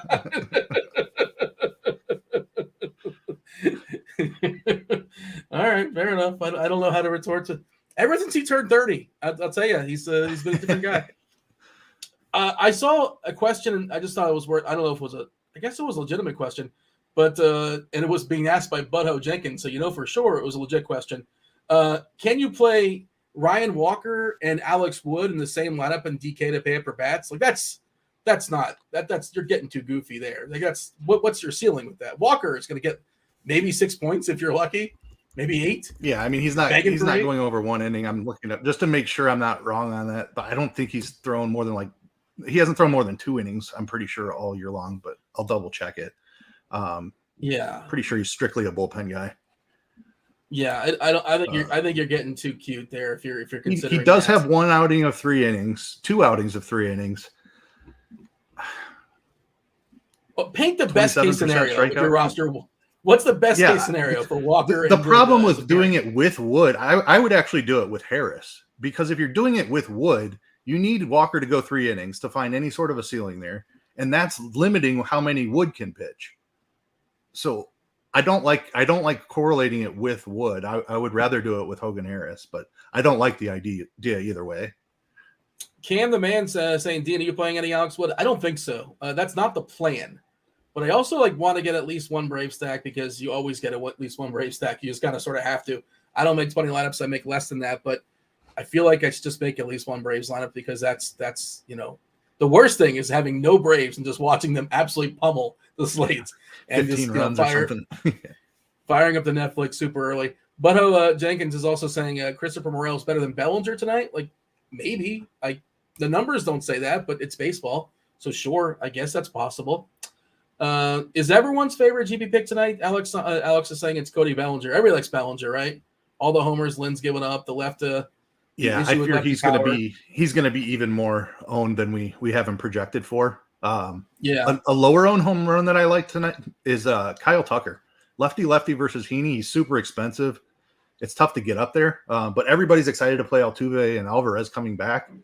Don't overlook Kyle Tucker if you're trying to stack up Astros, but that doing the premium Astro stack now unfortunately probably requires a Hogan Harris or Alex Wood also. Yeah, there's some uncomfortable stuff. It's hard to really truly love your lineup if you're getting some of the elite stacks. It's just kind of the way it goes tonight. Is there anybody you're not going to have enough of for whatever reason? The old question they asked in the expert survey. It's who's the player or the stack that you're not going to have a certain percentage of and you're upset about? The guy that's going to burn you most likely if they do some things. Is there just the way things are working? You like them, but it just doesn't work with your builds. Who is that person or team? It's probably going to be Ozzie Albies that I'm most afraid of, just because you have to figure out which Brave of the 5K up guys you're going to fade. Albies always tends to be that guy for me. I know he plays a premium position that it's hard to fill sometimes. He just doesn't have the upside of a Matt Olson or a Ronald Acuna to where I want to pay premium prices for him.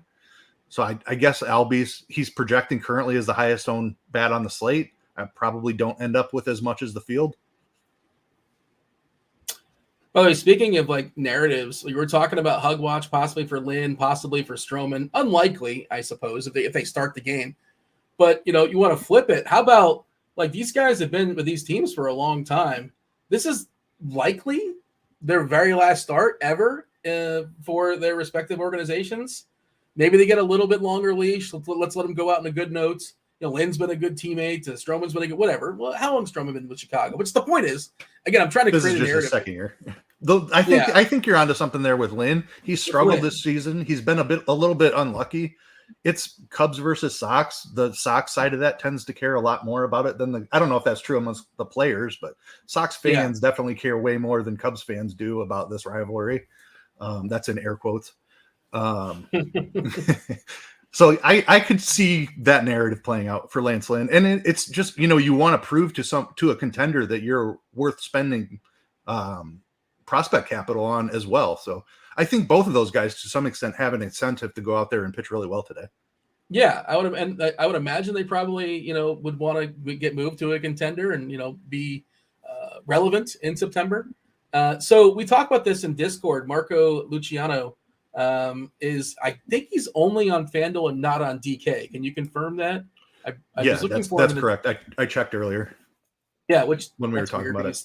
Oh, speaking of Fanduel, you should check out the RotoGrinders sponsored single entry series. I believe it's the $5 and the $100 currently going down. You want to get into those contests. If you're playing on Fanduel, it's for me. That's the first contest you enter because of the added value, and I like single entry contests as well. Hopefully, I will be I will figure out my password and be able to play Fanduel by tomorrow.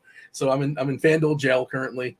Just they're not sure if I'm human or not. It's understandable. It's fair. Not the first time I've heard that. So you do want to play that over on Fanduel, get into the single entry series for sure. But 21-year-old Luciano, he cracked the lineup. I believe he's hitting 8th. He's a still minimum. 2K on Fanduel is not the same as 2K on DK, but it could be useful as well. A big power guy in the minors. We were talking about speculating like what happens when a righty comes in, and that's almost definitely going to happen here after Harris exits the game. And it's not because of Luciano. It's just because of the team he's on. The Giants just love to pinch hit. What are the chances of him getting the hook? And like maybe that means he only hits twice. But like, why call a guy up just to hook him in his first game? But it's the Giants. So any thoughts as far as that? And just the Giants in general. We haven't talked about them a ton. A team total above 5. I do like the Giants, even though like I hate playing them against lefties because of some of that pinch hit risk that you talked about. But they're really cheap. They fit nicely as a secondary stack. I would rather do it that way just because then I have less of a chance of hitting the guys that get pinch hit for. As far as Luciano and his pinch hit risk, it's the same as if it were anybody else. I don't think just because it's his first game means that he's definitely not getting pinch hit for. The Giants clearly have a philosophy that they're going to play matchups later on in the game. If he's righty and there's a lefty available on the bench in a big spot, I don't think they would have any hesitation yanking him out of there. Jock Peterson not in that lineup. Wade, they are starting some of their lefties because they kind of sort of have to. They have a fair bit of them. So Yaz is in there, Conforto's in there, Wade is in there. Wade leading off, Flores, Davis, Conforto, Matos, Bailey, Yastrzemski, Luciano, and then Schmidt. So first guy I can think of on the bench that most likely to get him will be Jock Peterson. There might be somebody else that's not coming to me, but at some point he probably enters the game if the situation calls for it. Do have crunch time coming in momentarily. We got DerekCarty. Oh, there's Kevin Roth. There's DerekCarty. There's TJ. TJ making his third appearance on the show. Welcome back, TJ. Kevin Roth, a steak connoisseur. I know you did not like the bear, but you learned something, Roth, from the bear because your steak that you posted on the Twitter machine, that looked spectacular. How did it turn? Was it as good eating it as it looked? It was pretty damn good. Yeah. I spend my spare time watching cooking channels on YouTube like an absolute lunatic. So I'm pretty good in the kitchen. Fair enough. I feel like Carty is like a sneaky good cook. Can you confirm or deny? Yeah, I'm a decent cook. I love food, so I will eat literally anything. What's your go-to? You want to impress somebody's coming over, the in-laws are coming over, how that works? Well, what's your go-to? Like, it's like it's going to go over well. It's like the lock. What is like the Spencer Strider of your menu? I'll do a shrimp scampi risotto sometimes. That's really good. And that's kind of simple, but it's a crowd pleaser. It's delicious. So you coming over, TJ? If you get the invite, you gonna come over for the shrimp scampi risotto? Jeez, amateur hour, TJ. Jeez. This is his third show. Dogs are barking. Relax. I'm not a seafood guy. And so I'll come over to hang out, but not eat the food. Not Fair a enough. Seafood guy. Seafood is just across all of them. Look, if I don't mess with the sea won't mess with me. Was that like a quote from Moby Dick? Like, where is that your own personal philosophy, or? Yeah, that's just factual. If I don't cause any problems with the sea, if I go for a nice swim, nothing's gonna be pulling me under there. Nothing's gonna be biting at my ankles. Well, you think like somebody gets tipped off? Like this is the guy who had like. This is the guy. You never know. There's been whales attacking boats and stuff. Water has memory. Yeah. All right, maybe you're onto something, I suppose. But you do mess with them by going into the beach, right? That's kind of messing with them. That's their turf. No, we're just hanging out, being friends. They don't know that. Oh, they do. They do. Aquaman is he's like he vouches for you. I got Spidey on speed dial. You don't think I also have Aquaman on speed dial? Come on. I don't know who you have on speed dial, but Spidey will make an appearance. He'll be giving his homer calls in just a second. Keith, we got anything else to the boys? Shall we step aside and make way for the Fanduel sponsor Crunch Time? I'm good. Are you good? I'm good.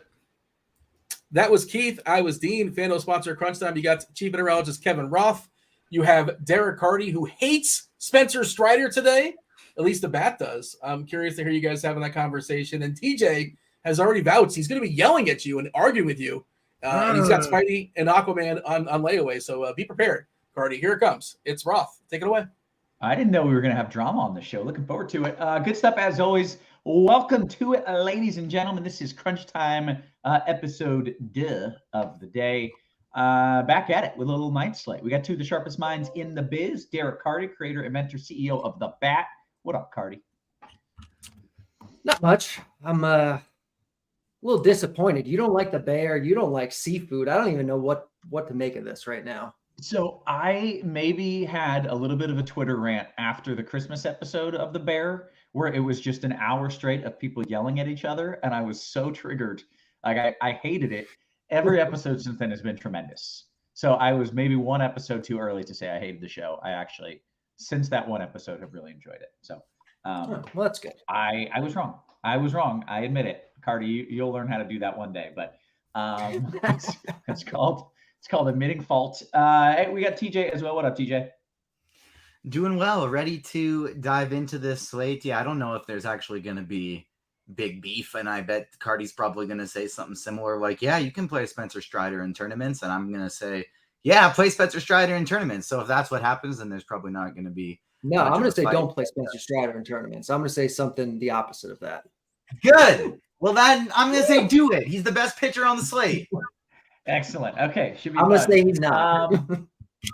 We need to discuss some weather here. There is a low chance of a delay in Chicago. Do we want pitchers in Chicago, guys?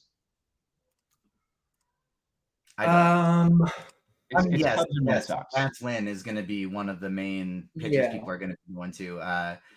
Strowman on the other side is probably a decent tournament option, just somebody that I'm personally not going to. Okay. I say stick with it. There is a low chance of a delay in Chicago. It would not shock me, but it's more likely if anything happens there, it would be a late start and not an in-game delay. And even that, I really doubt is going to happen. Models have storms popping just south of Chicago and clearing south. So hopefully that happens. I think you stick with pitchers in Chicago, but that's the only spot where weather could potentially go wrong is with the starting pitcher in Chicago, but I don't think it will. So just had to point that out. The other thing I want to note is that it is great hitting weather almost everywhere. So play bats where it's good hitting weather. The only two spots that are not great hitting weather is in San Francisco, where it's like 59 degrees or something, and in the Astros ballpark because it's going to have a roof closed. Everywhere else, it's like 85, 90 degrees, got winds blowing. Like play hitters in the good hitting weather. Play pitchers in the good pitching weather. This is what you should be doing, unless the pitchers there suck. I don't know. So that's it. That is my weather spiel for the day. Carty, you want to give us a little pitcher spiel? Yeah. So we have a short slate today. And I think there's like four like good pitchers on this slate. I think the clear best is Framber Valdez. The matchup's not awesome, but he's great. He has a long leash, and the matchups get worse for the other guys for the most part. So Framber is, I think, the guy you're playing probably in cash on both sites, although on FanDuel, Carlos Rodon at 7.6K is super tempting. The matchup for him is not awesome. Mets get a park upgrade. They're a good offense. They're low strikeout. And Rodon has not been good since coming off the IL this year, but his stuff has kind of been the same. And before this year, before the injury, he was probably one of the like 3 to 5 best pitchers in baseball. So I have no problem taking a discount on Rodon and playing him if you want to. Certainly in tournaments, you can do that. Then you have Lance Lynn, who's against Chicago, the Cubs. His matchup is probably the best, and he gets a long leash. But in terms of talent, he's the weakest of these four, and the Cubs do get a pretty significant park upgrade going into the second best home run park in baseball. On FanDuel, you're not really getting much of a discount on Lynn. On DK, you are at 7.7. I think he's appealing. I'd probably rather get up to Rodon, but as my SP2 with Framber, but you can certainly just play Lynn instead if you want. And then we have Strider, who Chad is going to hate me, but I have no interest in Spencer Strider on this slate. The dude can get 16 strikeouts. How can you have no interest in a guy that can literally get 16 strikeouts? And give up 3 runs, and he's cost 13K, and every lineup with him is dead. Yeah. Spencer Strider is obviously the best pitcher on the slate in terms of talent. I honestly don't even if he goes 7 strikeouts and 3 runs, I don't even think every lineup with him is going to be dead based on how pitching is today. When you're spending 13K for that, you're dead. Unless everyone else is like super mediocre, gets like 15 points, like you're dead. Which is kind of what I think happens. What's that? Everyone just gets like 15 Everybody points. else outside of Valdez and Strider are going to be pretty mediocre with about 15-ish points. So if Strider winds up with 15 too, then you're still in a hole because you spent an extra 7K for it. Yeah. Carty, keep going through pitcher here. So Strider is certainly viable in GPPs, but you don't want to spend. No, he's not viable in GPPs because he's going to be the second highest owned pitcher on the slate. He's a bad play. He's viable nowhere. Woo! I mean, if you're making 150 lineups, if you want to mix in some Strider, like obviously go ahead. But he doesn't project that well, and he projects for high ownership, especially on DraftKings. And I don't see why you would want to do that. I mean, yeah, there's some upside, but if he's anything more than like your 3rd or 4th highest owned, most exposed pitcher or whatever, like I don't see much rationale for that. He's going into Boston. It's the best park in baseball that isn't Coors Field. It's good hitting weather. It's a low strikeout Boston offense. His betting markets have been tanking all day because it's a terrible spot. And he's super expensive. Yeah. Okay. How about some of these other pitchers here that are like on the cheaper end? Like I mentioned, I want to play pitchers in San Francisco and in Houston. Are any of these guys like, who the hell's Hogan Harris? Are these guys viable? Hogan Harris is terrible at baseball, but he is cheap enough where if you wanted to mix him in on this slate, I'm okay mixing in some Hogan Harris. I'm okay mixing in some Alex Wood. Realize you're probably not going to get a big ceiling game out of either one, but like on this slate, like TJ said, if they get you like 13 points, like at that price, that might be fine. Okay. By the way, the chat is surprisingly on board with. I'm surprised. I thought they were going to be like, "Oh my God, Strider's so good, you have to play him." And to be clear, like he can just go off in any start and strike out 13 guys and throw a shutout. But like, the odds are against him in this matchup because it's a bad spot. Yeah. Okay. Getting some love in the chat for this. Okay. Let's hang on. We got a theoretical question. I don't know what the hell that means, Grant. We might get to that one post block, Grant. In the meantime, let's kick it over to TJ and get your tournament thoughts at pitcher, TJ. Yeah, so I would be totally fine with 100% Spencer Strider on both sites. As noted in the previous show, the guy's got the second highest strikeout rate per qualified pitchers in the history of modern day baseball.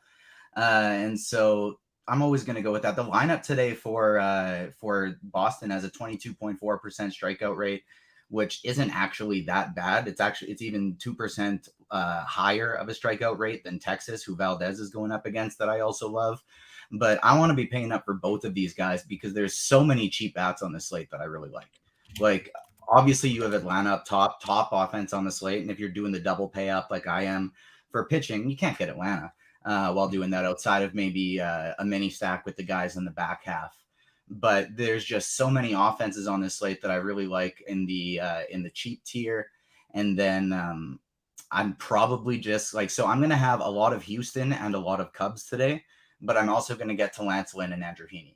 Those are the two guys that I feel like have the strikeout upside that can put up a big score. The reason I like Strider so much is because I feel like he's the only guy on this slate who could just go for 30 today. And if he does that, then you absolutely have to have him. And you're going to have no other choice because nobody else has that same type of strikeout upside. So my entire pool consists of Strider, Valdez, Lynn, Heaney. Wood and Harris might get there, but neither of them are that good, and neither of them are even starting. And so they're not quite so wildly cheap where I don't really care. Harris kind of is, but I still don't really feel the need to go there. I like San Fran today, and so I'm sticking with Strider, Valdez, Lynn, and Heaney because I don't really feel like I need that much extra salary. Okay. All right, good stuff, guys. Hey, make sure that you guys are signing up for the FanDuel Sportsbook. This show is sponsored by FanDuel. Sign up for the FanDuel Sportsbook if you're in a legal sports betting state. Take advantage of their awesome bonus offer. New customers bet $5, get $100 in bonus bets. Terms and conditions do apply.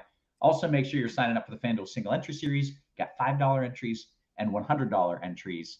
And if you're not doing that, you're just like throwing money away. It's the smart tournament to be in. TJ? I was so ready to defend Spencer Strider's honor, and I feel even more so now after Meansy just posted in the MLB Discord a picture of Strider with just like the most massive looking thighs in those baseball pants that I've ever seen.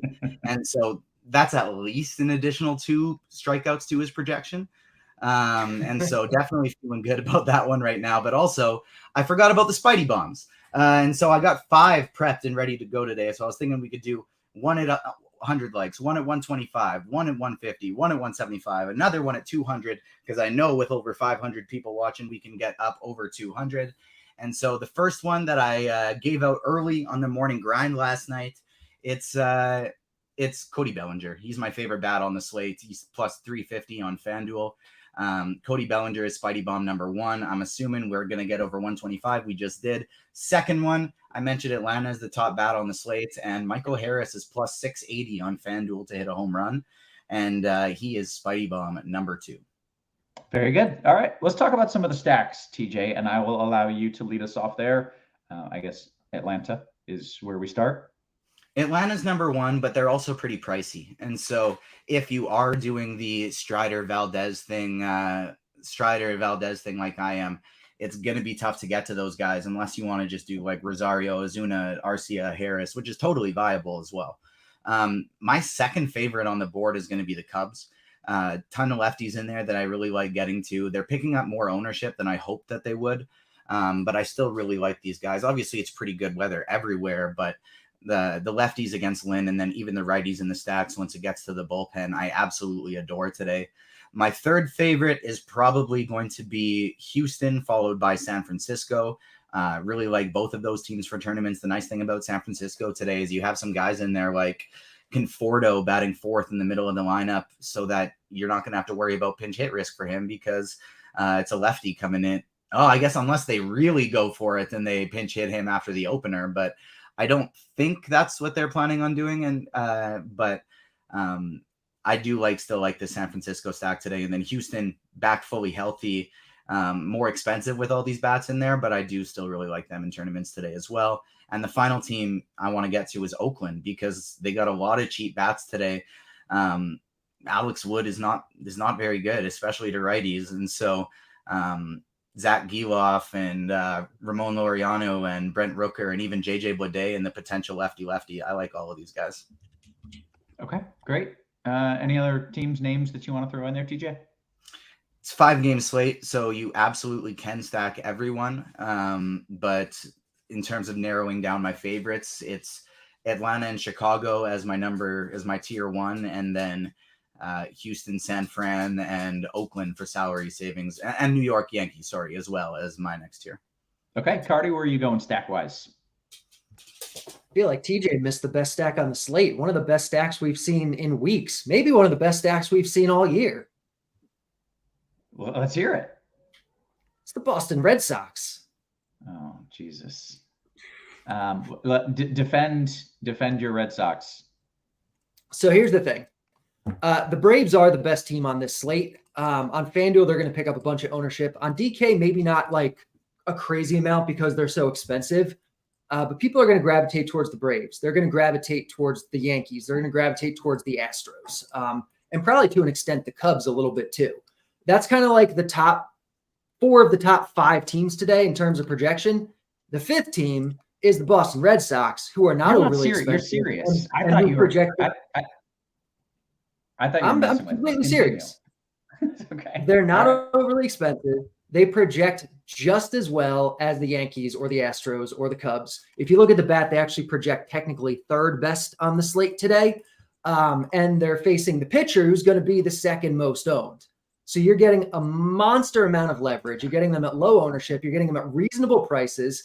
And it's the kind of slate where, because it's so small and nobody's like great today, like they make so much sense.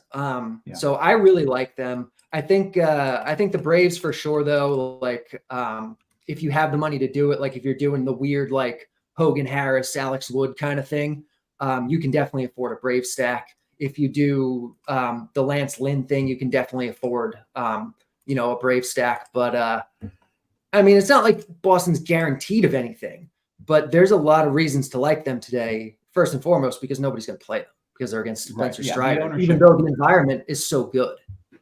Yeah, I can see it. I get it, especially, small slate, low ownership. Those are positive things, but they could strike out like 18 times. But they're a low strikeout team. Like, they don't strike out that much. I mean, they could, I guess, not 18, but like 12 maybe. But they could also score 6 runs, and that's enough for you here. Yeah. All right. Let's go position by position here, and then we want to get some home run picks, and we want to take your questions as well. Make sure you're hitting us with a little thumbs up so we get those Spidey bombs. Carty, you want to lead us off, starting off at the catcher position? Sure. So, catcher today. Sean Murphy's going to be the top guy because he's really, really good, and he's in Boston, and the Braves are the best offense on the slate today. He's ridiculously expensive. So outside of being a one-offer in your Brave stacks, you're not playing him.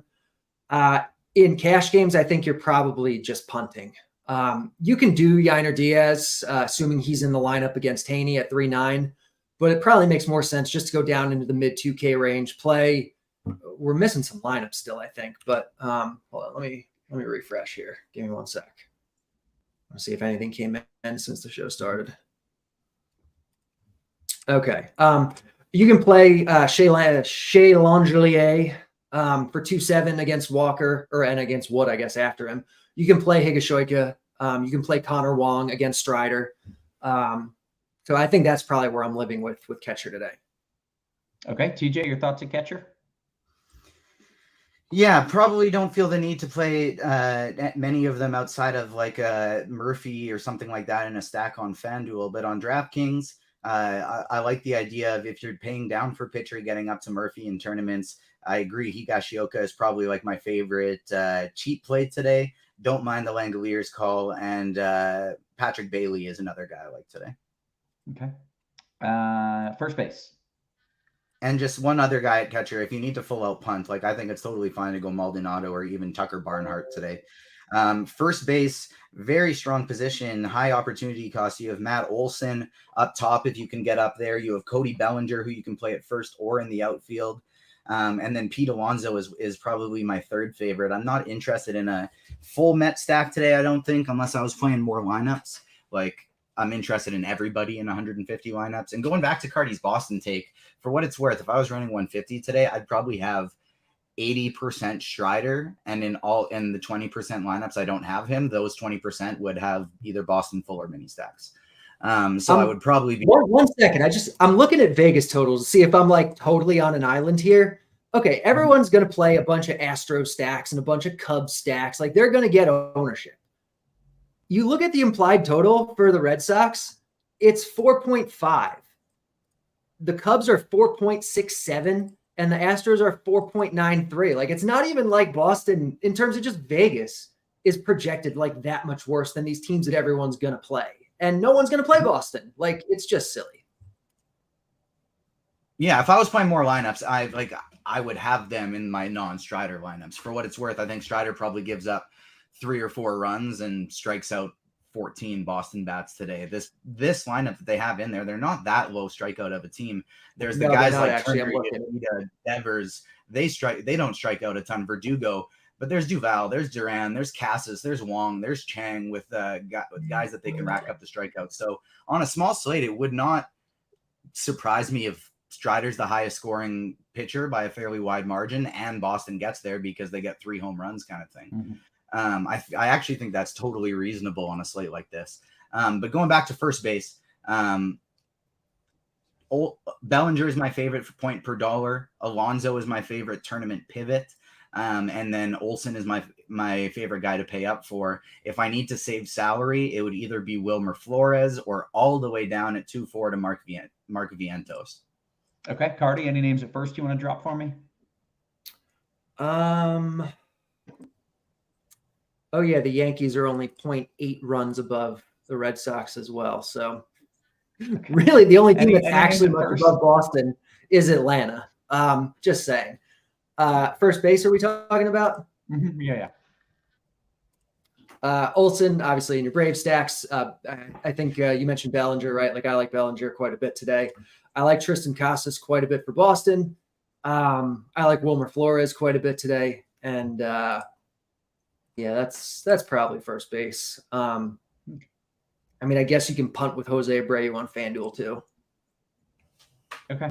Chinatown says, hey, I was watching the Oakland broadcast and the A's announcers pronounce Langoliers way differently than we do on the show. We are sticking with Langelier, the French version, regardless of what it actually is. So just you got to make it French.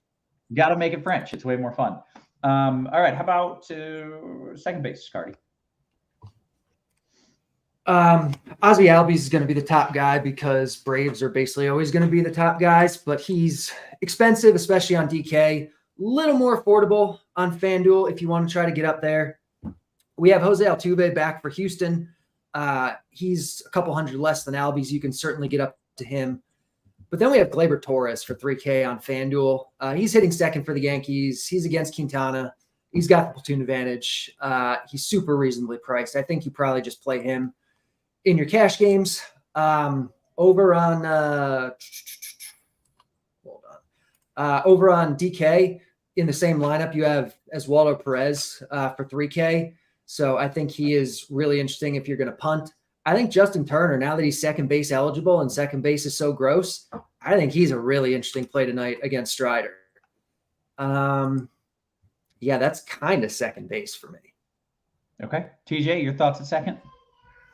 Yeah, I agree. If you're playing Turner, definitely at second would be where I'd want to roll with him. Ozzy Albies would be my top play, followed by Gleyber Torres. And like Ozzy Albies is expected to pick up quite a bit of ownership today, so I wouldn't mind fading him and going with somebody like Torres or Jose Altuve. Even Christopher Morel as part of my my Cub stack, I wouldn't mind either. But I think my favorite play on the board here, favorite 2 plays on the board, are going to be Oakland bats. Zach Gelof batting second. I don't know if I'm pronouncing his name right. It's either Gelof or Gelof. And then Jordan Diaz batting 5th for Oakland today. Those would be the 2 bats I want to go to the most. That brings us to third base. TJ, what do you like? We've also had over 150 likes, so it is time for our next Spidey Bum. First was Cody Bellinger. Second was Michael Harris. The third one, I'm going back to the Cubs, is Mike Tauchman. So many names I just don't know how to say on this slate. But he is Spidey Bum. If you can't pronounce it, just try to make it French. Yeah. Come on. That's yeah. that's never not a spelling that would ever go Fred. So that's a tough one. But tough mom. Plus 680 on FanDuel. Great value for him today. We'll get the next one up at 175 likes. Third base today, I think if you're not playing Strider, or even if you are, Rafael Devers makes a totally great tournament one-off. I have no issue playing Devers in a lineup that I have Strider today. Austin Riley is fine, but he's great, but he's getting very expensive. I really like Alex Bregman batting fourth today, 5.3 on DraftKings. He's not that tough to get to, so I really like Bregman. And then if you need to save salary, I don't mind Miles Mastrobuoni either. Okay. Carty? I'm sorry, you don't mind who? Who was that last guy? Mastrobuoni. Okay. All right. I don't know. There's a lot of names flying around that I have not not heard. A lot of stupid names on the Cubs. I love the Cubs. A lot of stupid names. Yeah. All right. Carty, your thoughts at third? Sorry, 1 second. Just right. Okay, good. I mean, who do you guys think I'm going to go with at third? Who's the best third baseman in fantasy usually? Devers? It's Rafael Devers. Yeah. Rafael Devers against Spencer Strider is awesome today. He projects as the best third baseman on the slate. Austin Riley's great. Obviously, he'll be more popular, I would think. Alex Bregman's affordable on FanDuel at 3.3. Isaiah Kiner-Falefa is leading off for the Yankees for some unknown reason, and he's 2.2 on FanDuel. So if you want to punt, you can do him. But Devers is the guy I like the most in tournaments. If you need to save on DK, it's probably Oswaldo Perez or LeMahieu for the Yankees. And that's third for me. Okay. That brings us to shortstop. For what it's worth, quick on Kiner-Falefa, I want to point out that he wasn't expected to bat leadoff, and he's plus 1,200 on Caesars to hit a home run. Okay. Shortstop, Carty? Jeremy Pena is leading off for Houston. He's 2.8 on FanDuel. He projects as the top shortstop on the slate. And so I don't think there's much reason to do anything besides him on FanDuel. You do have other reasonably priced guys. You have Dansby Swanson at 3K. You have Anthony Volpe at 2.7. You have Kiner-Falefa again here for 2.2 and Oswaldo Perez for 2.3. But Pena is the best guy on FanDuel. On DK, it's probably Volpe. 3-1, even though he's only batting seventh, the Yankees are one of the best teams tonight. He's reasonably priced. The high end is really not anything special. Like, I'm not excited about paying almost 5K for Lindor against Rodon. Most of the real good guys are not even on the slate. And so I think this is a spot where you probably just save a little bit of money. Okay. TJ, you saving it short? Yeah, I don't mind Jeremy Pena batting second today against Heaney one bit. Anytime he's near the top of the lineup, I like him. He's going to get some ownership, though. I think in tournaments, my favorite option at second is going to be Ezekiel Duran going up against Valdez. No Seager in that lineup, and so he's all the way up to number 2. He's fine on FanDuel where he's 3K, but I think he's great on DraftKings where he's 3.5. And it's just it's a much weaker position over there, I think. And so I like Duran quite a bit in tournaments. I'm good even in lineups. I have Valdez. I don't mind going Duran. Okay, take me to the outfield, TJ. Yeah, so a lot of guys that I like today. Acuna is always great, but he's also just so stupidly, wildly expensive. So I kind of think Acuna is at a point that if you just don't want to play him because you really like your team, I'm all good with that. Giancarlo Stanton is a strong option today. Cody Bellinger, who I previously mentioned, is my favorite on the slate. Michael Harris, another guy I really like, another Spidey bomb, and just all of the Cubs. So Ian Happ, Seiya Suzuki. All of these guys are just phenomenal plays today. I love all of them. The same thing with the Oakland bats, JJ Bleday, Ramon Laureano, Brent Rooker. And then if you need to full out punt all the way down to Kiner-Falefa, I think that's fine too. Okay. Maryi Don Yeezy said Spidey Bomb. Do we hit a certain number of likes here for another one? How many do we got here? We got 160, so we need 15 likes for our second one, 40 or for another one, 40 likes for another one after that. We've got 3 so far. They're Tauchman, Michael Harris, and Cody Bellinger. Very good. All right, Carty, your thoughts in the outfield, please. Yep. So Ronald Acuna, far and away the top guy today. Amazing park upgrade. He's Ronald Acuna. He's facing a pitcher who's kind of overrated and mediocre. And I think you make it a priority to get up to him on both sites. Giancarlo Stanton just remains 3K on FanDuel, even in great spots, even though he's got massive power. So him against Quintana with the platoon advantage is fantastic. I like my Boston bats, obviously. Yoshida, Alex Verdugo, Adam Duvall, Jarren Duran, they're all going to be in play. The other Braves on the other side look really good. Marcell Ozuna in particular on FanDuel. The Yankees guys, certainly outside of Stanton, Harrison Bader in particular, I think looks really good tonight. Seiya Suzuki, Andrew Benintendi on DK leading off for 2-9. And yeah, there you go. Very good. We need some home run picks, and TJ's already been dropping Spidey bombs. There they are at the bottom of the screen there. So we need some from Carty. I feel like you almost have to pick Devers for a home run. Like, I just feel like you're almost pot committed to choose him. But any other guys that you think are either a good DFS play at ownership or a good betting edge? What if I told you the fourth Spidey bomb might be a Red Sox? Oh, hit those likes, baby. I was planning on it being the fifth one, but because I think it's the sneakiest one. But just for the sake of the show, if I'll do it at number 4 when we get up to 175. I approve. Carty, you got a few names for me to hit a bomb? Yeah, I do. The guy the bat thinks has the best chance to hit a bomb tonight is, in fact, Rafael Devers. Right behind him is Stanton. In terms of betting, top bet is Yoshida plus 925 at Bet365, and Devers at plus 390 is right behind him. But the Yoshida one would show quite a bit of value. That's number 4. It's Masataka Yoshida. Even if you don't have an account over there and you want to go to somewhere like Caesars, I think it's still up over at least 750, might even be 800.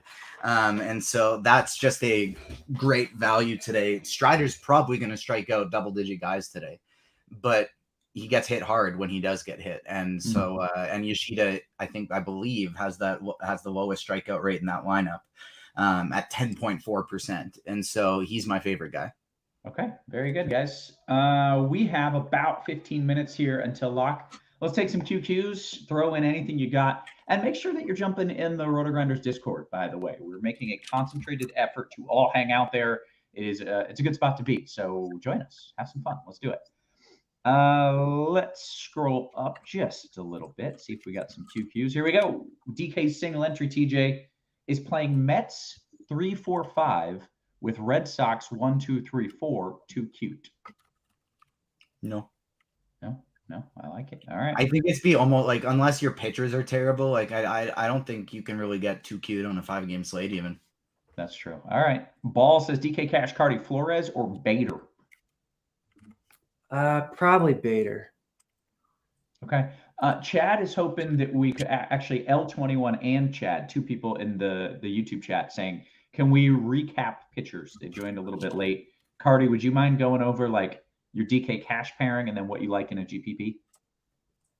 Yep. I think Framber Valdez is Framber Valdez is the top guy, in my opinion. I think you play him in cash on DK, and you play either him or you take the savings on Carlos Rodon on FanDuel. On DK, I think you probably pair either Lynn or Rodon with Framber. I probably lean towards the savings with Lynn, but I'm not going to tell you wrong either way. I think Spencer Strider is a hard fade at his ownership and mediocre projection. And if you want to get weird, Alex Wood and Hogan Harris, I think, are interesting enough in GPPs at a cheap price. Okay. Very good. All right. Back to the QQs. FanDuel cash question. TJ, I'm coming to you. Alonso Torres or Albies and Volpe? Alonso Torres, Albies, Volpe, Alonso and Torres. Tom says, Carty, any interest in a 5-man Cub stack? This is in DK Cash to get the top 2 pitchers. 5-man Cub stack in DK cash? No. Yes. Yeah. No, I like a Cub stack in tournaments, but you don't need to stack in cash. In cash, you just want to find the best plays. And there are some good plays from the Cubs. There are not 5 of them that you should be playing in cash. Maybe like 2. Yeah. So the next question actually says, is 3 Cubs too many in DK cash with Lynn? I don't want to say it's too many, but I do think there's probably guys I would prefer more. Okay. All right. Let's see. TJ, I got a question from Dan Jam 45. He says, Marcus Stroman and Andrew Heaney. Oh, sorry. Marcus Stroman versus Andrew Heaney for single entry. No, I think it's both of them in a DraftKings one. Okay. I personally don't love it. I don't have any Strowman today, but I think it's fine. I don't think it's wrong by any means. It's just not what I want to be doing. Okay. Rock Obama says, I maxed out the $4 on DK with 15 Red Sox stacks. Yes, we approve of this. Man, I hope they go off, Carty. I hope the Red Sox just absolutely dominate. Oh, man, I would love it. Let's see what else we got. DK Cash. Carty, I'll give this one to you. Higgy or Shea Langelier? Flip a coin. Go with the Frenchman just because it's funner, but they're basically the same play. Okay. QQ for Carty. Boston has 4 outfielders in the top 6 of their batting order. For a stack, which one of those guys gets left out? Good question. Yeah, so let me pull up the order real quick. Where's Boston. So I'm definitely including Yoshida. And then after that, it's kind of close. I probably include Duran and maybe leave out Duvall, but you can definitely mix them up. Okay. All right. That's fair. TJ, over to you. Question from Falcor, FanDuel single entry question. Can you play Wood at pitcher and get all the bats over on FanDuel, or do you just play it safe and play Valdez? I would rather go Valdez or Strider. Yeah. All right.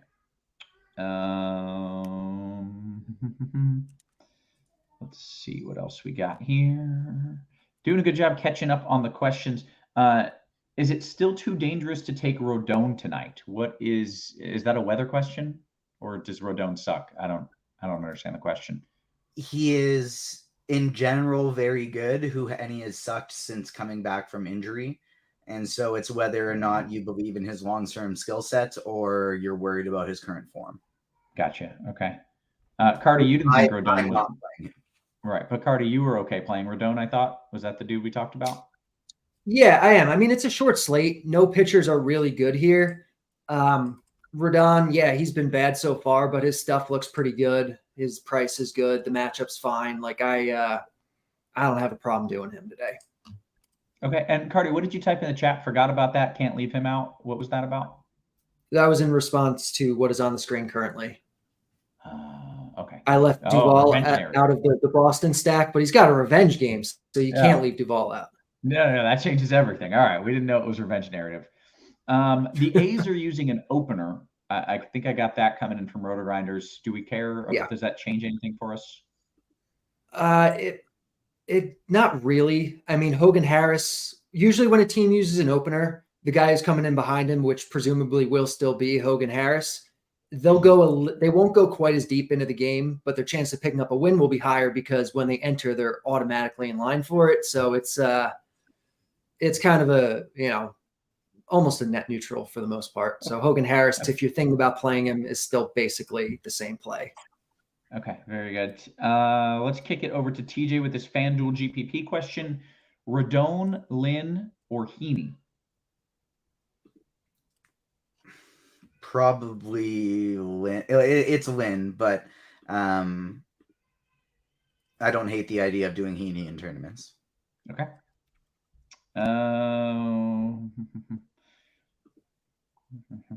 Let's see what else we got here. Rukin Verde. If it was me, which is I guess what they're asking, if it was me, I would do Heaney. Okay. But it's because I would have Cubs. And so I guess if I didn't have Cubs, it'd be Lynn, but I like Cubs, and so that's why I'd go Heaney. Okay. Well, speaking of Cubs, I will give this one to you, TJ. Rukin Verde says 5-man Cub stack, large field GPP on DK. You want Hap or Suzuki? Hap. Very good. J3 says we want Dean. J3 every time says we want Dean. He's on the show before this one. He is consistently on the show right before this one. He is always there. You can see him every single day. You just got to tune in like an hour earlier and you can have him. Let's see what else we got.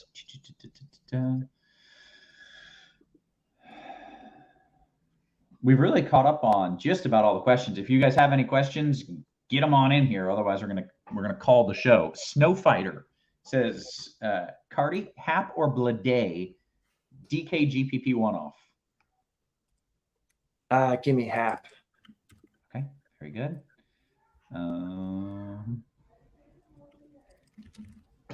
Okay, we're going to sit here awkwardly for 8 minutes if we don't get some QQs. Don't. Hey, here we go. Eric Johnson says, any interest in a Texas stack, Carty? Texas can hit. You got any interest in a Texas stack? Of course you don't. No. If you want to play an offense against one of the best pitchers on this slate, just play Boston. Yeah. Alan pointing out, you can actually you can reverse the YouTube. You can go back in time if you want to see Dean. You can go back in time and you can catch your boy Dean, J3. Let's see here. Hey, Carty, any pinch hit risk in San Francisco? From Steven. Let me pull that up real quick. There's usually some. I assume we have. I'm gonna bet it's Luis Matos and Casey Schmidt. Actually, not a lot of guys. Yeah, not a ton of pinch hit risks tonight. We have Lamont Wade and Yastrzemski at 14% each. They're the highest in the lineup. Casey Schmidt at 8%. So not a whole lot tonight for San Francisco. Okay. I'm going to try to find this question that was asked earlier. Here we go. Carty, I am going to warn you. I have no idea what this means, and you can fully dismiss it, or you can say this takes too long to answer. The question from Grant is, I make my own weighted consensus model, parentheses, individual projection models as X variables. Would you approach this as a nonlinear polynomial or a simple Come back to me on this in a couple minutes. I need to focus more on the question. I'm trying to multitask. Okay. All right. That's fair. Any interest in Pete Alonso, TJ? Lots. Great play.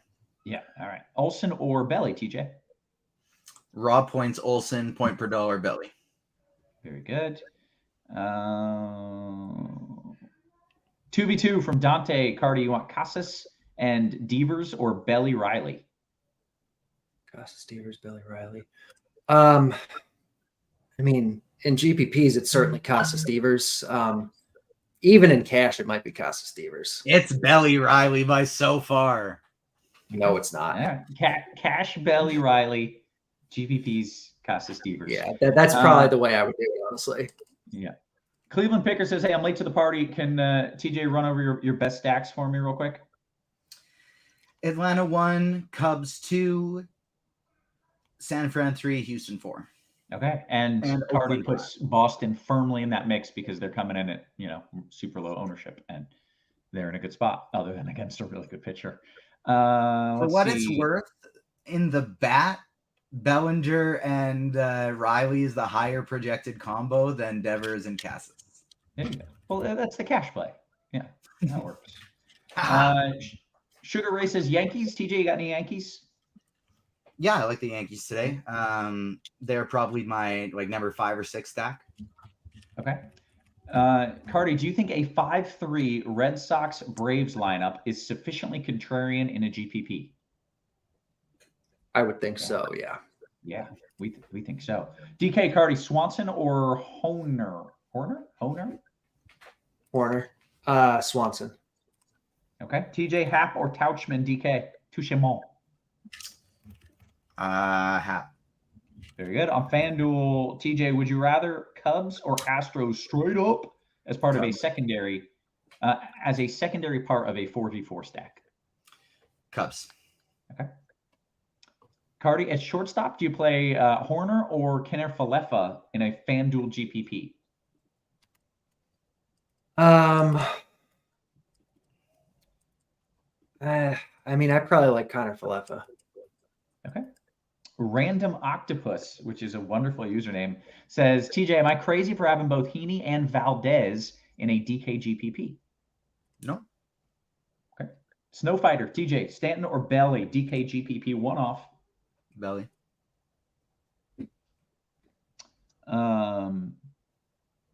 Hey, TJ, I'm getting tickets to go to an Astros game soon. Is there any chance that the Mariners get Ohtani? Are the Mariners in the mix? Like, are they in the playoff race? Would it make sense for them to trade for Ohtani? I don't think so. No, they're 52 and 50. I doubt it. I was hoping I just like luck into an Ohtani game. He gets traded. Okay, they're 4 games out of the wild card right now, so they're in the race, but I don't think they're one of the teams expected to maybe get them. Yeah, you're not going to give up. You're not going to give up the farm for in the race. Okay, DK Cash, Carty, Bader or Tauchman? Bader. Okay. Cloud says that he's coming to Texas. That could be. We'll have to see if when the Astros and Rangers play next. Is Tommy Pham a good play? Carty, any interest in Tommy Pham? He's not a guy that's really on my radar tonight. Okay. Ahmed Rosario to the Dodgers. Oh, wow. That's going to help them a lot because he's a lot better than Miguel Rojas. Okay. Let's see what else we got. TJ, I'm making you work for this one. Best outfielder 3,000 or less from Dan Jan. On which site? This is, he didn't say. Dan Jan, tell us what site. I'm assuming DK, but maybe that's a poor assumption. I would go Rooker. Okay. Very good. Rukin Verde says, hey, Roth, good call with your over in the Cleveland Guardians game from the early slate. Thank you. I put all my weather picks, if you're interested, on scoresandodds.com. That is where all of the RotoGrinders experts put their picks as well. It's like our sister company. So make sure you're checking it out. If you like weather picks, if you like the idea of that, and you should, because I'm crushing it, then make sure you're following us on Scores and Odds. It's an easy over in that weather. It's a no doubter. Let's see. Hey, with that, we are coming up on the lock. So I think we can bounce on out of here, get some food going. Good show as always. So for Carty, for TJ, for our wonderful production crew, Ashvin Suresh says, hey, Roth, is Chicago playing? Yeah, Chicago's going to play fine. And all right, we got more questions. I had one foot out the door. Now we're back in. Carty, does the bat increase a pitcher's pitch count after coming back from IL? Scoobles, who I'm interested in, do you have to change it, or is there a program based on success or failure? Yeah, so the bat looks at what they did in their rehab starts, and it kind of extrapolates based on that how deep they should be able to go. I do look every morning. I'll manually alter anything that the automation doesn't get, but the automation gets like 95% of them right. Okay. Are you ready for the insanely difficult question that I don't understand? About yeah. Let's do this one. Okay, are you ready? Carty, I make my own weighted consensus model and individual projection models as X variables. Would you approach this as a nonlinear polynomial or a simple linear regression model? I mean, ideally, you'd run however many ways you want to do it and then back test and see which way is best. But that's going to make it even more complex. I would think if you just do it linearly, that's easy enough and should work just fine. But there we go. There's your answer. I don't know what the hell that question was. I don't know what that answer meant, but there you go. It seems the easier of the two, and that works for us. With that, we are officially going to bounce on out of here. So for Carty and for TJ and for our wonderful production crew, always working hard behind the scenes, guys, we appreciate you. We love you, and we will catch you tomorrow. You have been crushed.